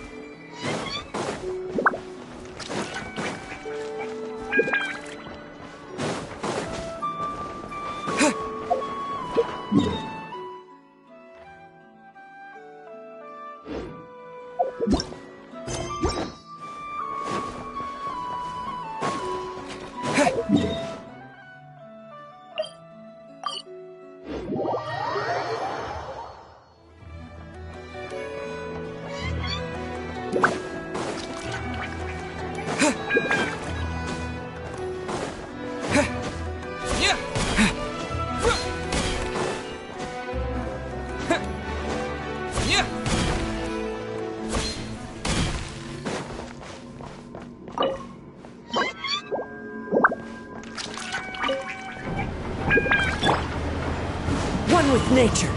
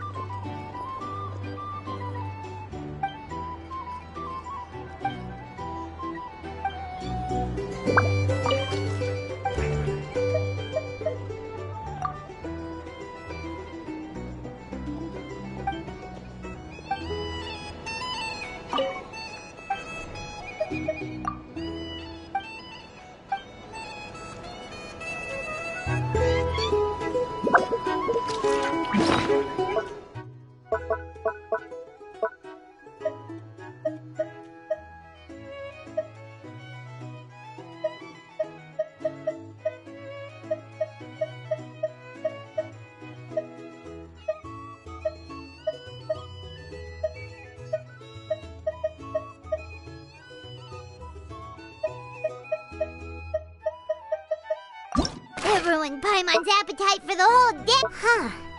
Paimon wonders how she... If we were on the surf... If we could replace that meat... Bet the Fonta promoter...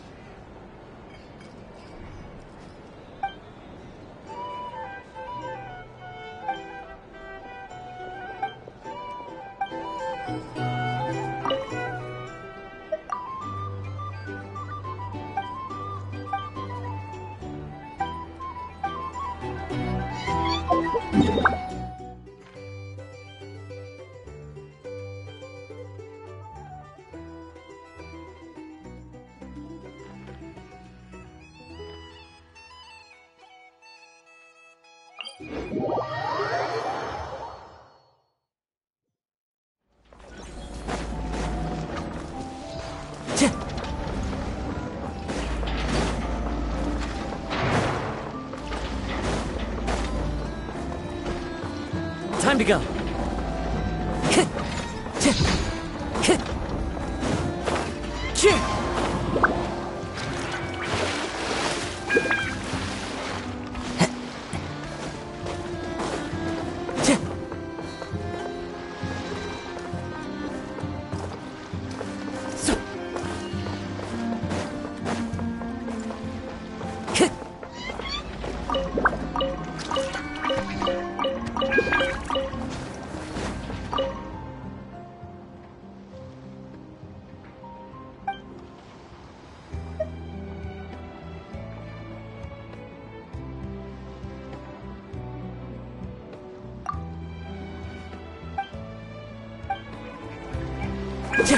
Time to go.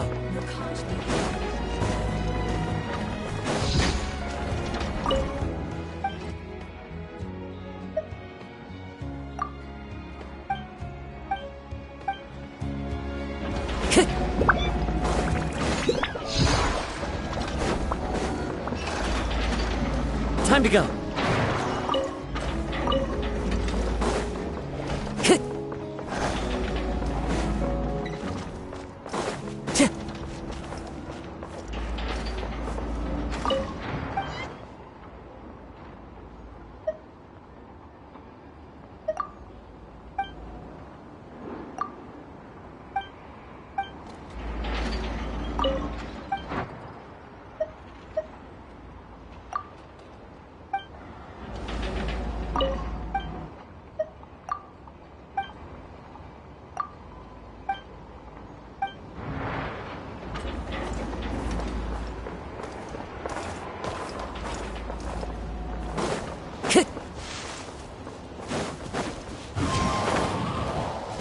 Time to go.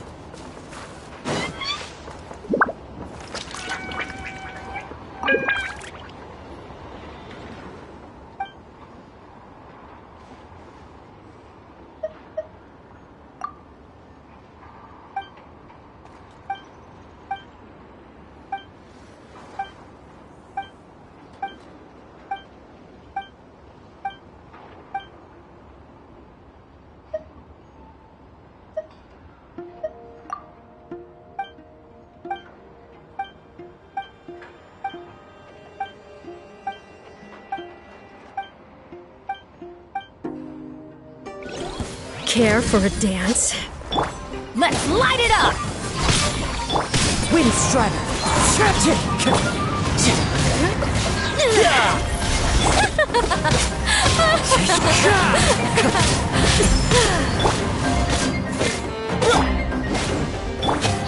Dance with me! You're mine! The show's only just begun. Wind knows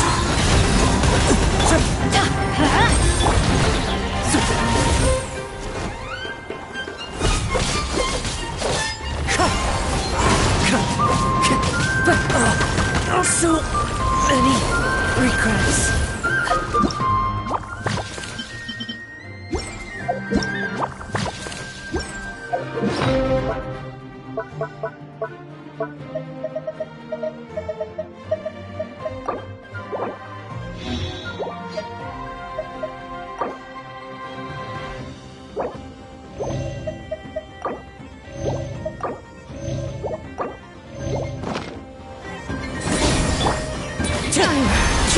Not done yet.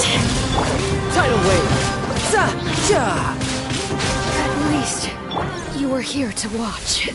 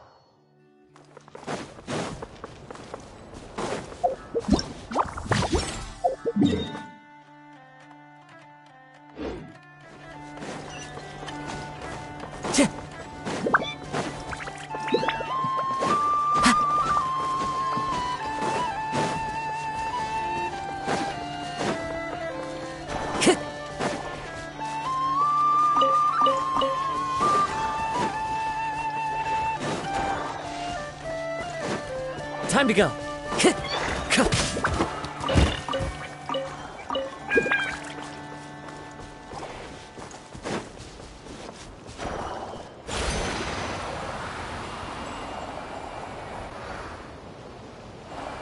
I follow the wind.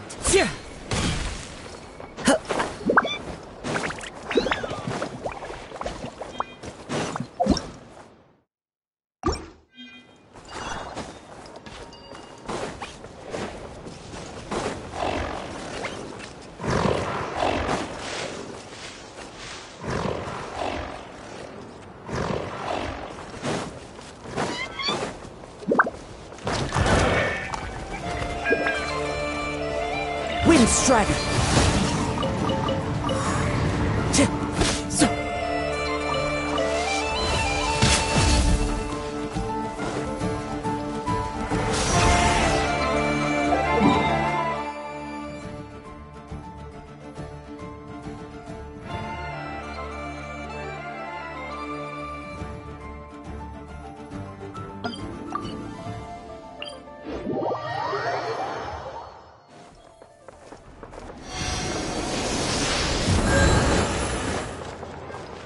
Time to go.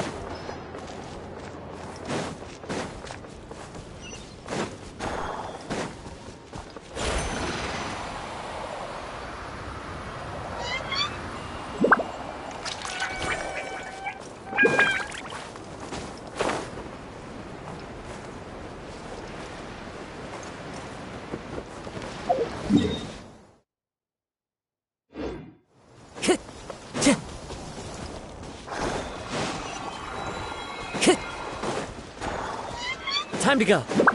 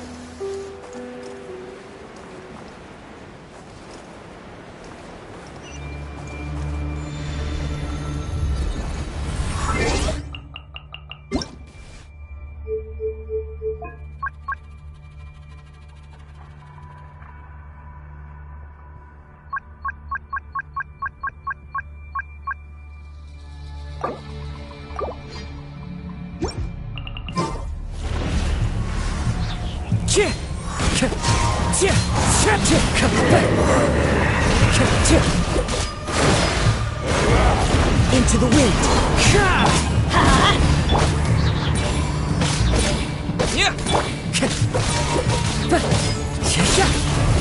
The wind knows me.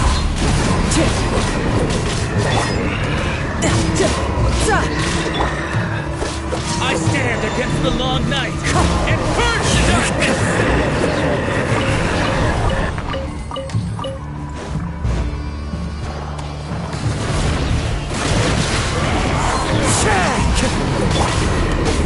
Let's light it up!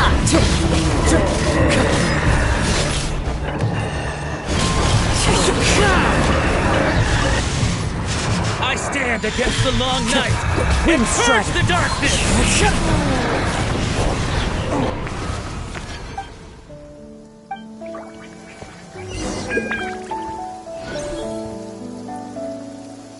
Taking a stroll in the middle of a downpour certainly rouses the spirit. But it's best to dry your clothes, isn't it?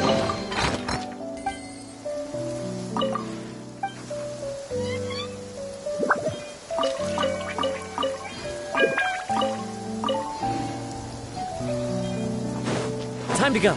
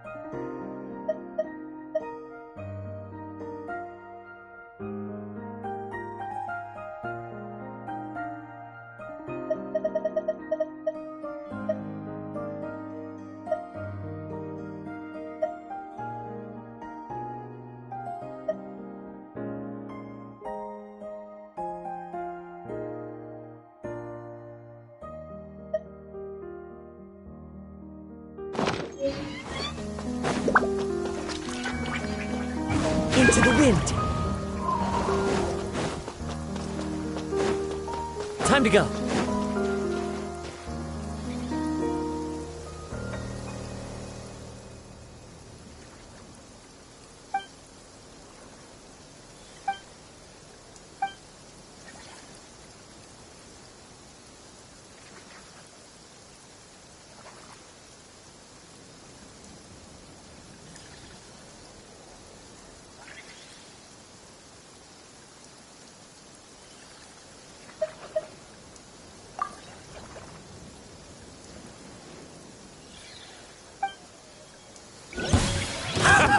It's too late! One with nature!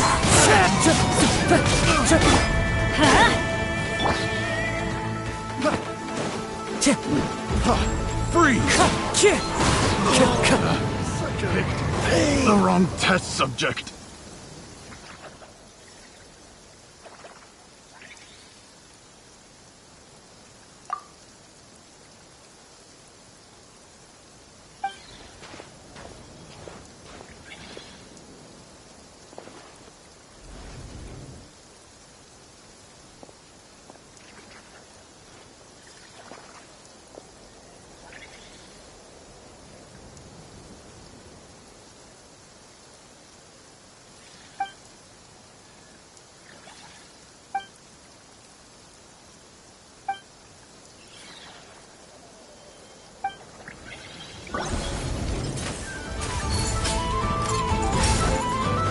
Wind Strider!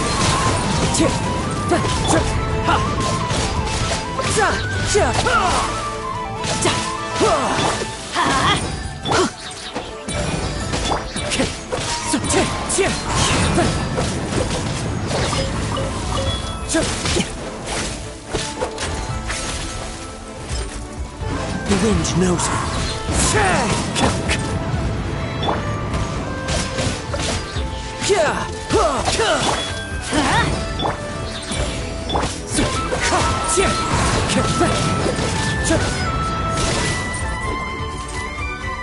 Wind Strider!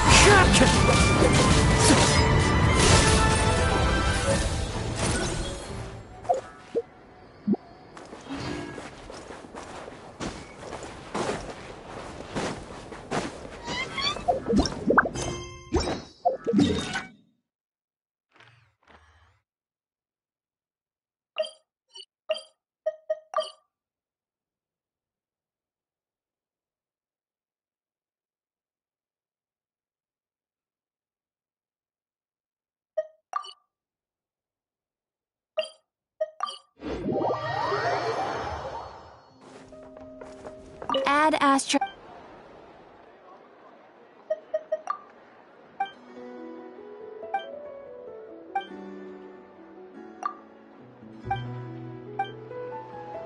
Add Astra.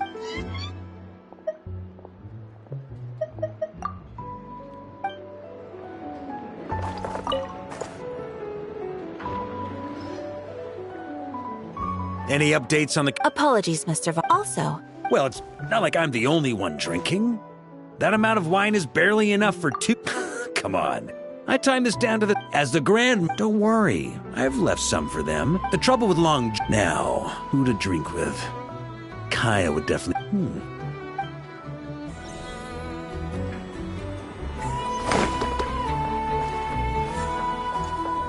Time to go.